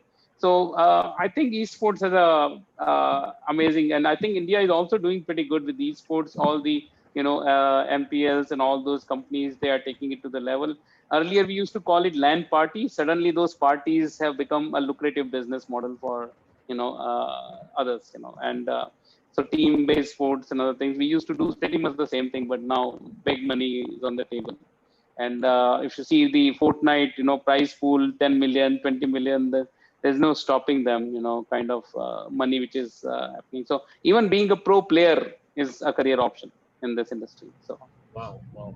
Okay, so a lot of questions regarding careers also coming in here, because I think we have had a very large number of students as well. But before that, there's somebody interesting that I have noticed. Of course, she is related to me, so it's not like this is not nepotism at play, guys. But it's a a very important question. Gunjan Nandra joins us. Uh, for a Hi, person Gunjan. who wants to put an idea into a game, what should I be prepared with before going to a developer? Now, just to give you a background, she is a qualified chartered accountant, and she has been on the forefront of working on board games, related to finance. Outstanding. Yeah, related to finance for little children. So. What she wants to know is that I know this because this is the history behind this entire conversation. Uh, Right. what are the questions I should be prepared with before going to a developer? Now, a corollary to this question also is that, like in films, we have a situation and we can build a story out of it. And very often, people are not able to figure out the difference between a situation and a story. So, Right. what is the criteria that you have when you get an idea? What kind of questions do you ask that can it actually be developed into a game? Or is it like just, I feel game ban jayegi? Yeah, so the again, some of the things I covered in the this thing. Number one thing is definitely the core loop. Why I'm doing what I'm doing. That is the number one question. And while I'm doing, is there any curve, of my experience? Am I offering you, or it's going to be a linear thing for me, right? And is there a way this actually has a potential of actually you know touching some part of your empathy or your emotion or in your body system, basically? If all these of your answers are, all these boxes are checked, then this is the first and the foremost criteria. That is just the again, at the tip of the iceberg. The next level is going to be far more crucial when you are actually talking about that the when you talked about the core loop, how it is different from any other thing what other people have seen or played, and how the execution of that is going to completely define or redefine the entire thing what you think is the game. you know it can it be a game, or it's just going to be an interactive story like Dragon Slayer? If it is just going to be an interactive story, then how the user is feeling, that thing that, oh man, I did it, kind of thing. Earlier days were different, nowadays are different. And if that is also there, that it's no, there are enough events happening, enough these things happening, then am I able to actually play this, and at a regular basis? Still, is there an end to this? Another thing which generally a developer will ask, is there an end to what I'm doing? Like Temple Run never ends, right? If that never ends, what brings people back to that game? Do you know what will, just a second, I'm just getting a call. So okay, sorry. So, so is there anything what can bring people back to that game? If it is a game which actually ends, then what is that story? How am I actually going to treat that story? How the developers, whether, another question you ask developer, whether it's technologically possible or not. Because again, there are a lot of ideas which are not technologically possible also. Then you have to figure out how to actually trim it down and all those things. But the main and the most foremost thing which you need to know is what is the core loop of the game, what will make people play this game, can it actually touch your emotions and stuff. And if this is not a never ending game, there has to be reason for people to continue playing with. So you're dealing with the engagement curve. If not, then there has to be a reason for people to come back to the game. And what are those reasons? If you can answer those questions, for like if you come to me with this thing and you can answer these questions and I'm satisfied, probably we can make a game. Awesome, awesome. Okay, so a couple of questions which now I'll direct towards the one, people are very excited that you are here, and you mentioned that when you go through a recruitment process, तो उसको लेके काफी लोगों के कान खड़े हो गए. Sorry to scare you guys. Yeah, a lot of young kids want to know that they've either graduated as animators or they are in the process of graduating. Some are doing BSc in animation, some are doing BE in engineering. So how do they make their first step into the game industry? I mean, what should they do in order to try and engage with people in the game industry? Multiple things. Number one, have a showcase somewhere. Art Station and all these are amazing places where you show your. We literally hunt people on the internet. Whenever we tried using Naukri and all these beaten path, we failed miserably. We pick people from the online communities. We go to let's say Unity group is there, Unreal group is there, 3D artist group is there on Facebook. We go there, we see what people have done. Be absolutely shameless when you are actually showcasing your stuff which you think is good enough, right? So not even that, like because taking industry feedback is is a very very important exercise. Stealth mode is one of the worst thing which can happen. You can't own your skills being in stealth mode. So even whatever you're working on, showcase the progress to the community. And so by the time you have your first thing ready over there, it will be definitely from the community interaction and base. So be very vocal and proactive in community. We'll find you there. The second thing is be aware of all the latest and recent trends which are happening. It's very very important. When you meet me, I actually talk about like the recent games, some of the games, what you understand.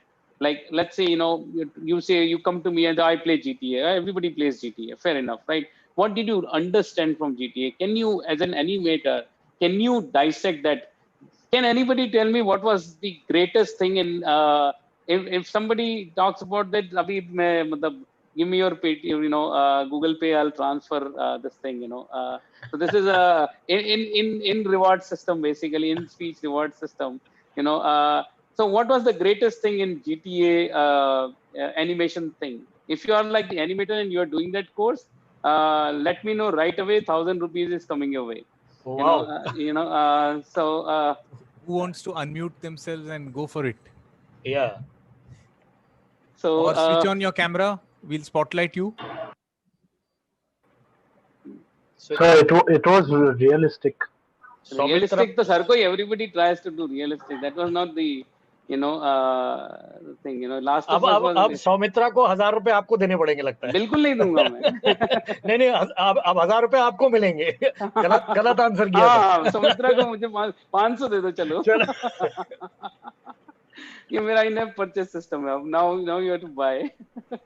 Okay, so yeah, that is good. That is Gunjan on screen who asked that question regarding the developer.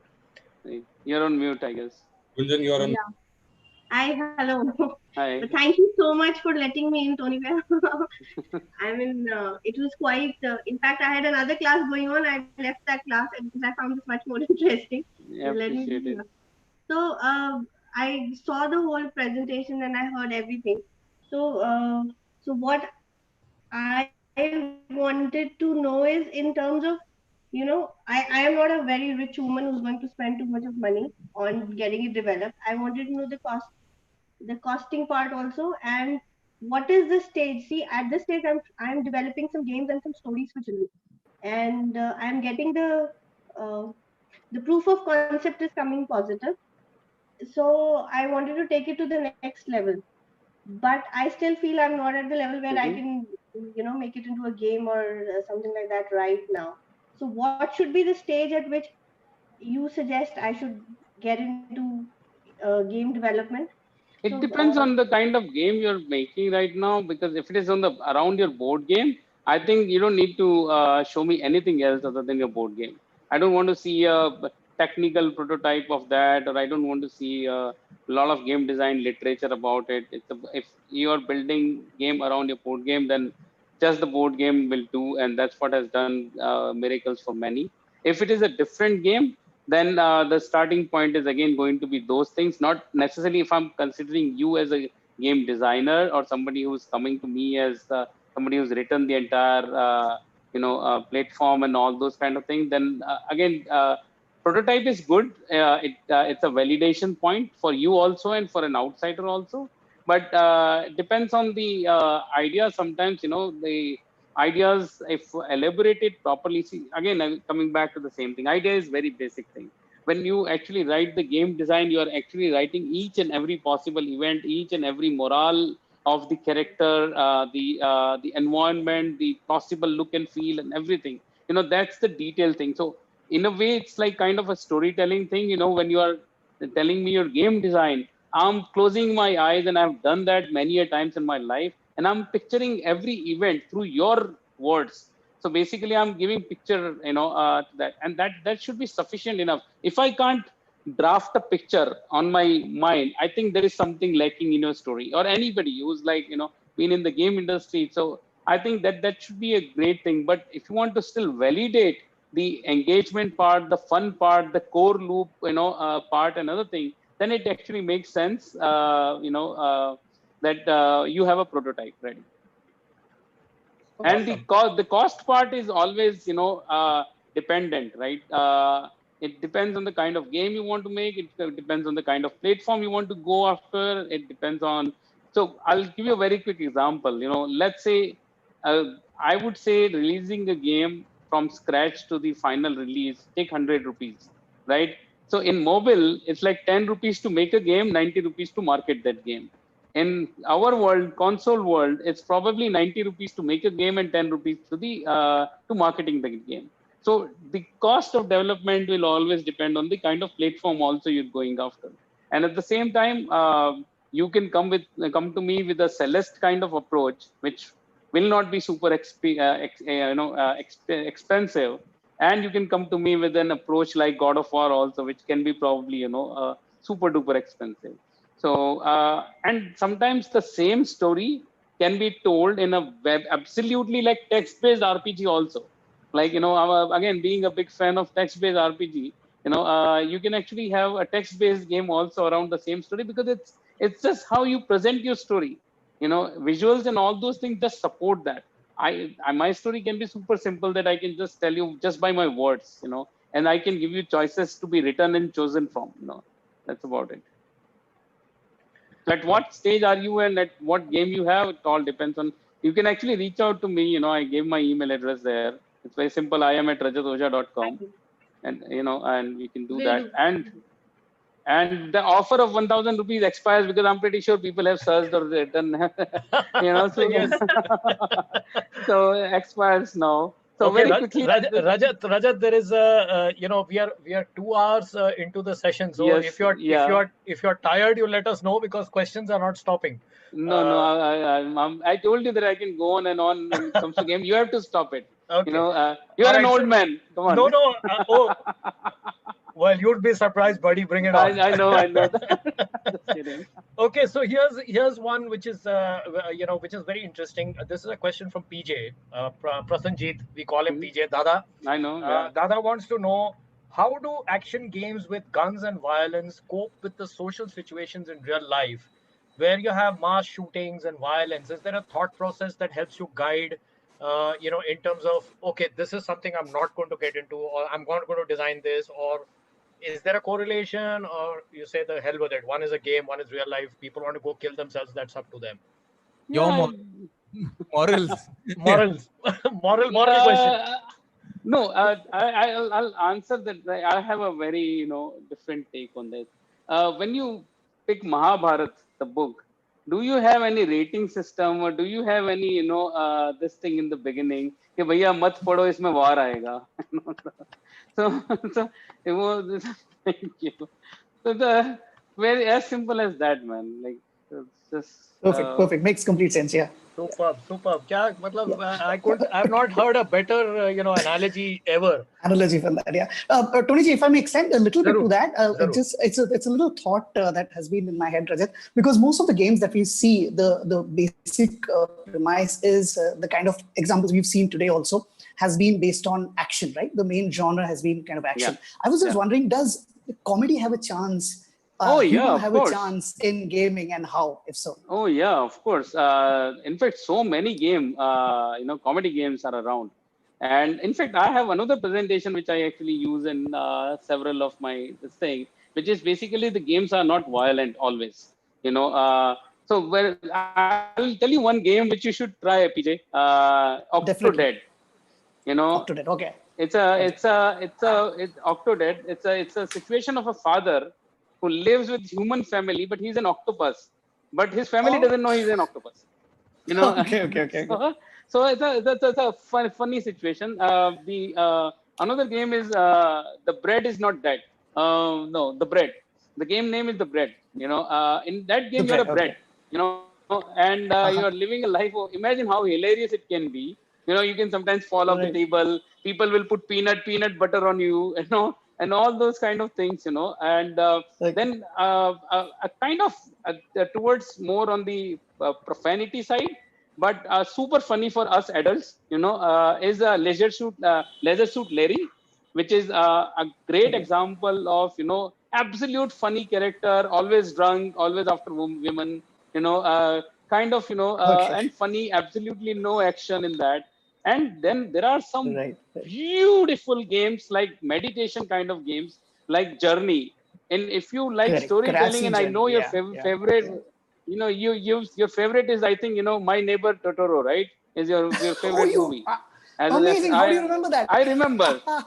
I have a good memory. That's amazing. Yeah, no, not a stalker. I attended one of his sessions in any place. Where he talked against the turntable. He talked about the turntable way of showing things. Hey, bacha, what happened? Shit. My dog. I'm sorry.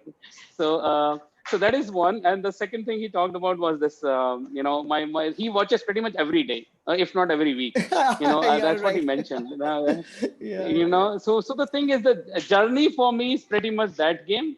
I can play it pretty much every day, other than Doom, the violent side of the thing. But you try Flower. You try Flower is a beautiful where you are a petal and you do this thing. You have Journey, you have Flow. Some beautiful games, some hilarious games. Like Leisure Suit Larry is a hilarious game. Act is another game by EA which fails, but amazing take on comedy, amazing take on it's like Tinder. It's all about you do all those kind of stupid things and stuff, and while you're doing that you have fun. So it's fun. But there's makes complete sense, Rajat. Thank you so much for the definitely names. Right. Okay, fantastic. There is a couple of questions here. One very quickly from Shabir Motiwala, who again regarding jobs and regarding what are the opportunities available here. This is a very pointed question. Please guide us related to the portfolio. When you apply for a game industry specific job, is there anything specific that people would want to see in your portfolio? Shabir, switch on your camera so I'll spotlight you.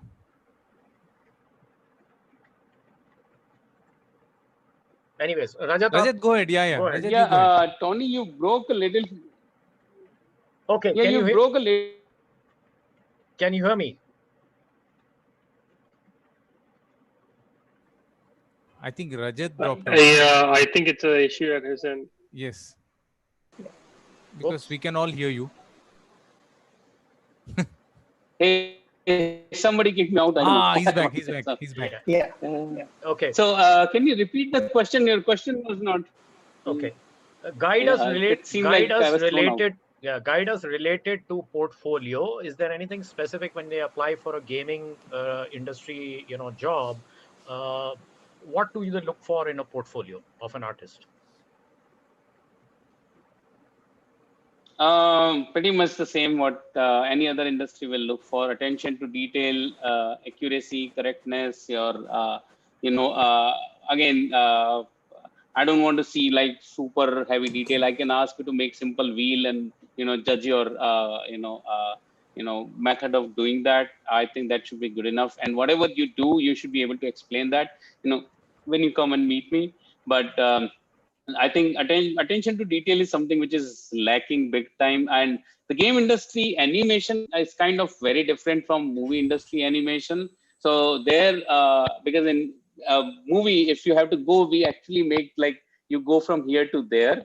That's what we do in the animation and movie industry. While in the game, we just work on this thing once. This.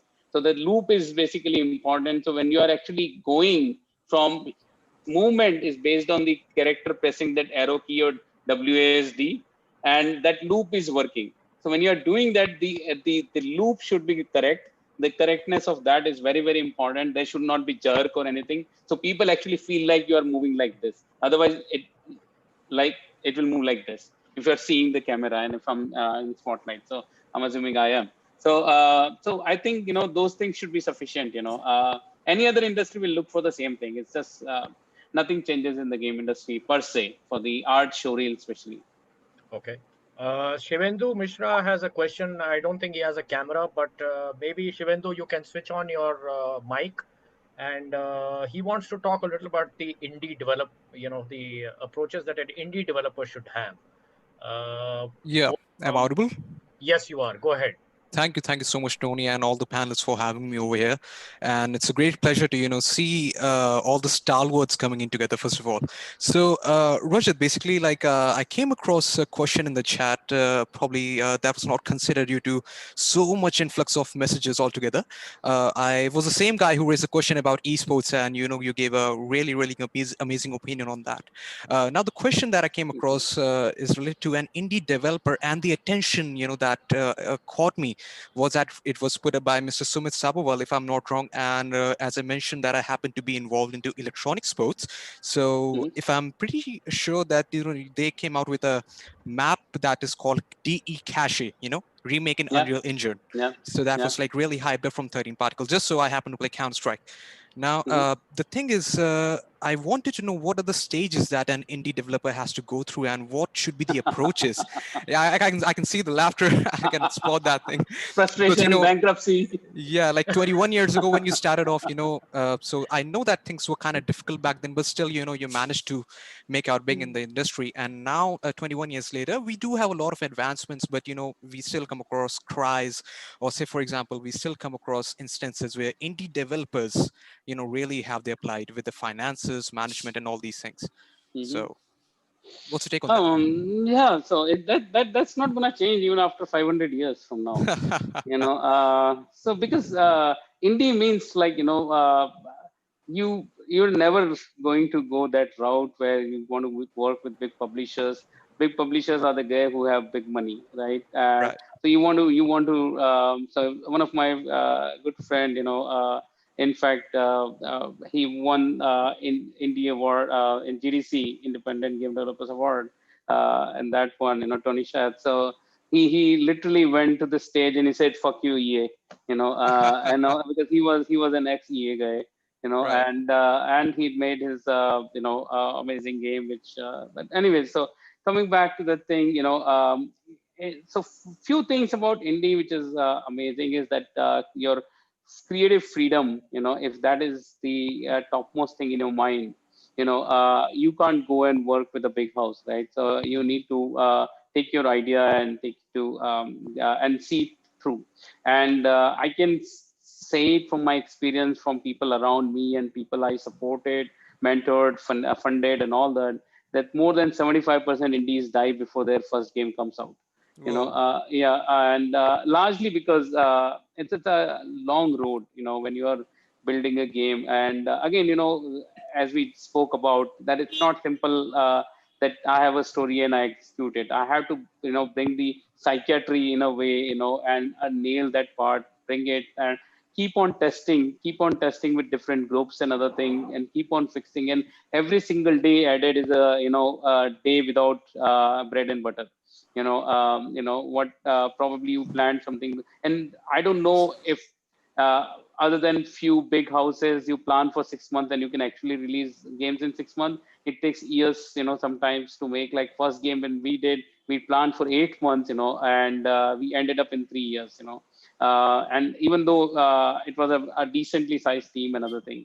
So, but the joy is not going to be anything less than having a pregnancy kind of thing, because the journey is ruthless. That you'll have nausea, you'll have all those kind of every single day struggle. Visit to the doctor can be here. Right. Your play testers and all those guys and stuff will play, give feedback, communities and other things. Today Discord and all these things are there, so damn active. Showcase your stuff, and again coming back to the same thing, never be ashamed, keep on showing your stuff, keep on taking feedback. Go through that cycle. There'll be a lot of here and there which will happen during this process, but at the end, when it happens, when the game comes out, there won't be any better than that. You because it's gonna be your success. It's not gonna be your EA's success or Rockstar success or something like that. So and usually the groups are pretty small and all that. So usually that's what we go through. But I started 25 years ago. Back then, I think it was easier. I would say, Right. because there were not too much of pressure. Everything was like doing things in their garages and stuff. There was no social media to keep talking about, and no trolls were there and all that at the same time. So trolls will always be there. So that is another thing. But my take on trolls and all those things, if you go to on Discord and other thing, if you have 10 trolls, you have 90 people who will give you productive criticism, this thing, advices and all those things. So I think frustration, bankruptcy,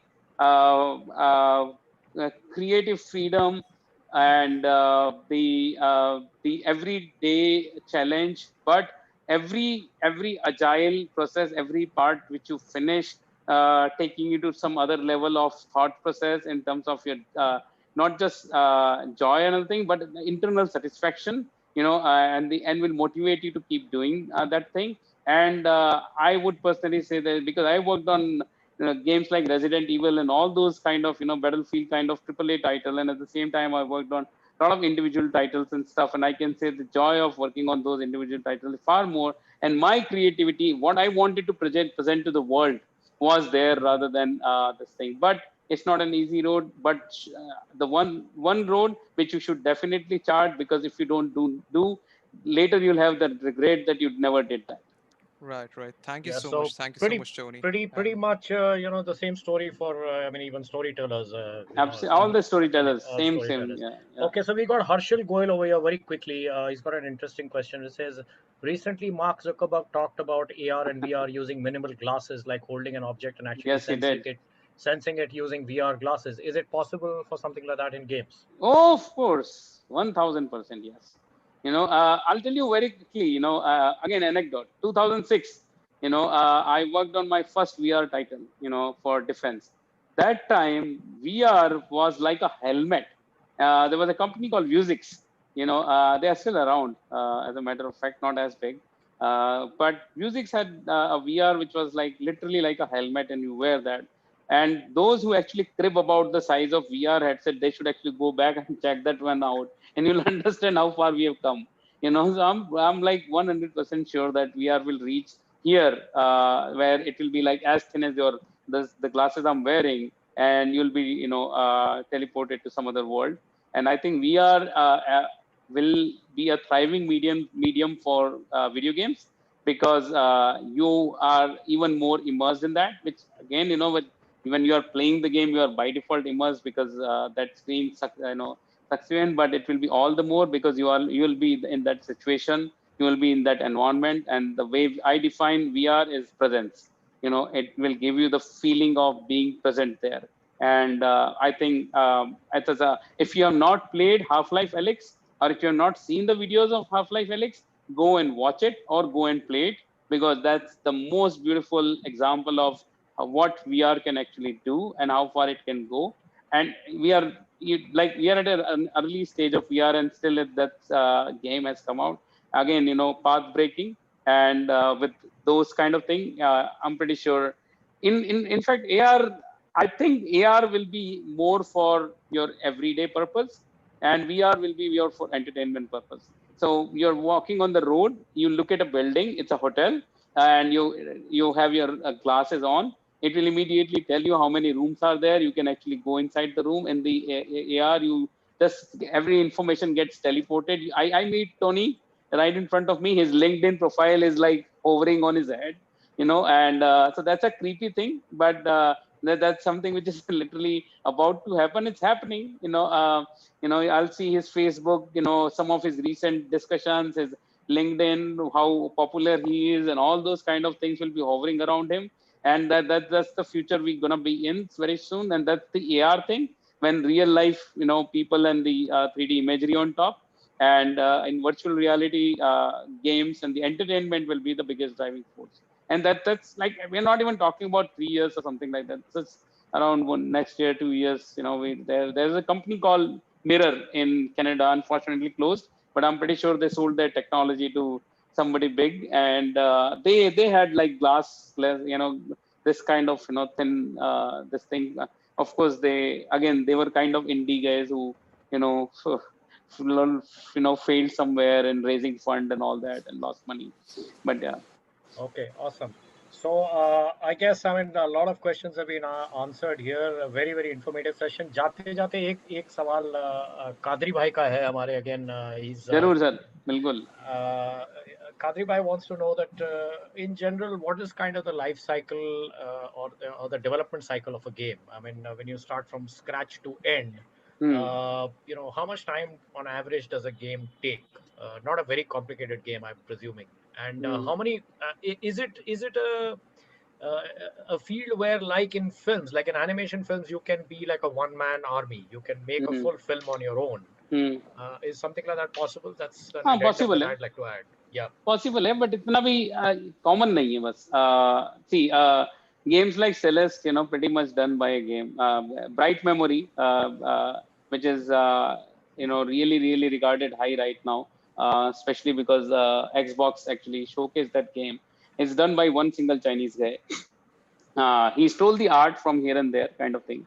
अभी इतना कुछ available है net पे, Unity Asset Store and all those things. If you are not an artist, you can download a lot of art and then build something around it. If you are not a programmer, then there are a lot of things which you can actually make with just the art and just simple movement. Don't need to make very complicated game, kind of thing. But a decent game like Valorant, which came recently, took 6 years in making. Games like Oblivion took 6 years in just conceptualizing. The game design itself took 6 years in this thing. It depends on the complexity of the game. But unlike other fields, in this particular field, we say that whenever we are feature done, जितना भी हमने feature सोचा था game में, वो सारा हमने कर लिया अगर, तो हम अभी सिर्फ 50% मार्क पे हैं. उसके बाद में आपको एक्सपीरियंस लाने में टाइम लगता है गेम के अंदर, because even if my character is moving, my character is shooting, my character is driving, all those features are done, but how to make it tighter, how to make it fun, how to make it this thing for everybody, and ensure that majority of people can play your game. So doing that actually is the experience part, that is the next 50%. So that's what we usually call game experience kiya to wo. But very simple game like Temple Run kind of game you can actually make in like 1.5 months. But again, how do you actually bring in a lot of different reasons to pull people back in and all those things? वो बन गया 1.5 months में या 2 months में, लेकिन उसके बाद में they keep on adding features and all those things. So we call it live ops, basically.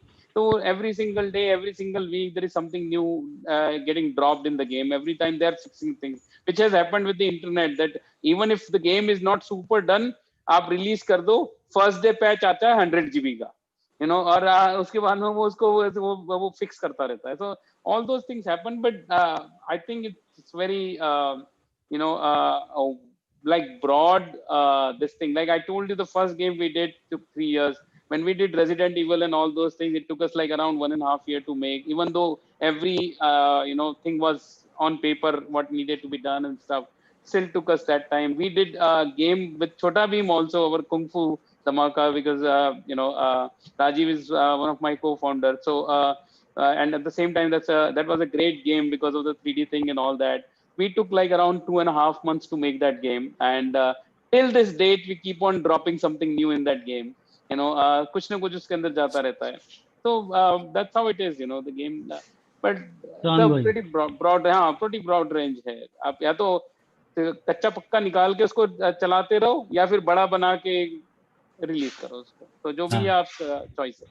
I think that is the one advantage that game development has over Absolutely. films. Absolutely. Yes. You can be released. कच्ची पक्की film नहीं release कर सकते हम. अरे boss, No Man's Sky is the greatest example. जब निकला था ना, it was a technology prototype. ये boss, this is possible in the with the technology. And today it's a game. After 6 years in being around, it was really a bad game. And super hyped and all that. Hello Games from UK, they did it, and super hyped. Sony was promoting. जब game आया तो लोग सिर पकड़ के बैठ गए. Where is the game in this? सब कुछ इसके अंदर सिर्फ functional है. There is no fun in that. So the actional part उन्होंने अब हटाया है. अब वो fun हो गया और functional से. So now finally, so this is one thing, people in America, and especially Valley, they keep on saying release the game which you are, embarrassed about, especially in the mobile. तो लोग आपको feedback दे के आपको सुधार देंगे. Okay, so thanks, Rajat. That's Anukul on screen. Also, thank you, Tony ji. Thank you, Kadri bhai. We are requesting everybody to switch on their cameras so that we can say a goodbye to and a thanks to Rajat. We'll spotlight you one by one so that he can also see who all were there. I know only a few diehard people are left behind here, but that's Animagic, Chetan. Of course. Bye. Bye. Thank you. Bye. That's Rajashekhar again. Bye. Thank you. Thank you. Gunjan saying bye-bye. Thank you. Bye. I will get in touch with you for sure. Absolutely. Please do. That's Anukul. Really cool background, Anukul. Rajat, I think we'll speak separately because you and me have a common connect probably in the LA region. Okay, awesome. I don't know who you are talking about, but yeah, sure. I thought you were talking about me, Anukul. That was a comment. I'm the developer you were talking about. Awesome. So are there more people that we have with their cameras on who want to quickly say bye to Rajat? दिखा दो शक्ल यार, मुंह दिखाई के पैसे नहीं लगेंगे. नहीं सर, सब शर्मा रहे हैं. सब शर्मा रहे हैं. हाँ. वो तो चेतन ही है. चेतन भाई. जाते हमने. जाते चेतन भाई. No, superb session and always enlightening to listen to you, and you have so much knowledge about every aspect of game making and its history and everything also. तो आपको सुन के कभी भी बहुत मजा ही आता है. Thank you यार. वही सीखा लाइफ में ना, उसके अलावा कुछ सीखा ही नहीं हमने. आपका और बैकग्राउंड भी बहुत सुपर्ब है. Thank you. कहाँ स्पेसशिप में बैठा हुआ यार. Yeah, Star Destroyer man, snobs. जीवन एक खेल है. सच बात है. हम खेल में हैं बॉस. हम खेल में हैं. हम तो कैरेक्टर हैं. आनंद में वो बरसों पहले राजेश खन्ना ने बोला था, वो सच बोला था.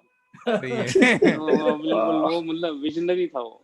तो गेम डेवलप करते उस जमाने में गेम डेवलप करके वो हो गया था. इलोन मस्क ने और मैंने तो उससे चुराया है. हम तो कठपुतली हैं. क्या बात है. So thank you so much Rajat. It was a pleasure as always. Likewise, man. Fantastic to have had you here with us, and I hope we've taken a lot of your time, but I think every minute was really worth it. And, for me as well. Absolutely. And for those of you who are still here with us, Rajat is in India for a little while. He is a very enthusiastic road runner. So अभी ये road trip निकल रहे हैं अपने सह परिवार with his family. Orcha for music festival at Yes, Orcha. Orcha, Agra, and Jaipur and Jodhpur. Sir 25 diehard लोग अभी भी बचे हुए हैं, तो आप सब 25 लोगों को भी धन्यवाद. बिल्कुल. Right. And keep a lookout on our website. This, of course, session has been recorded live on YouTube. So if any of your friends has missed out on it, they can always, or you want to refer back to it, Sir, it will be can I? available as a recording on our channel. Yeah. And on our site there is going to be news very soon of the upcoming session. Some interesting speakers we've roped in, and of course open invite to all of you. If you have friends, you have people who have something interesting that they can share with the community, please get in touch with us, so that we can all have some interesting sessions via this channel. Thank you to Whistling Woods once again, Chaitanya, and the entire team there for their Excuse logistic me. support. Yes, somebody wants to say something, I think. Yeah, sir, I have a doubt. Can I proceed? Who is this? Who is this? I is like a very broad statement. Okay, this is Sumit Sabarwal this side. Yes, Sumit, go ahead. Can you Yeah, switch actually, on your I just want to know. I just want to know if I'm not wrong. Vaibhav sir is like the person who is behind the Simpo audio. Yes. Correct. Okay. Yeah, man. Yeah. Not just the yeah. audio, the entire video, audio, animation, Yeah, production, everything. exactly. Yeah. And student also. Yeah, and actually, I met you in Mumbai, Malad. I was like pass out from Mac Southex. Okay. इसका game क्यों नहीं बनाते? आपने इसका इतना game बनाइए. आपने Mac साउथेक्स में इतनी पढ़ाई की कि आप पास आउट हो गए? Yeah, actually, right now, actually, I'm teaching. I'm an assistant professor right now. क्या बात है, Wow. superb. Fantastic. Wow. So I hope your students are also here with us, Sumit. Exactly. They are, and like I have just shared all the with all the students कि भाई आज जरूर join करना है, चाहे कुछ भी हो जाए, अपने को नहीं मालूम करना है. So they all are with me right now. Yeah. Awesome. Super. Nice. Thanks, man. So great. Let's we'll catch up with all of you again soon. All the best. Stay safe, and thanks again, Rajat.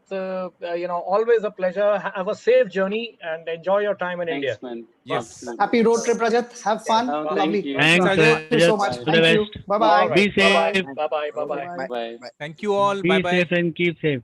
And good night. Good night. Good night, everybody. Shabakhair.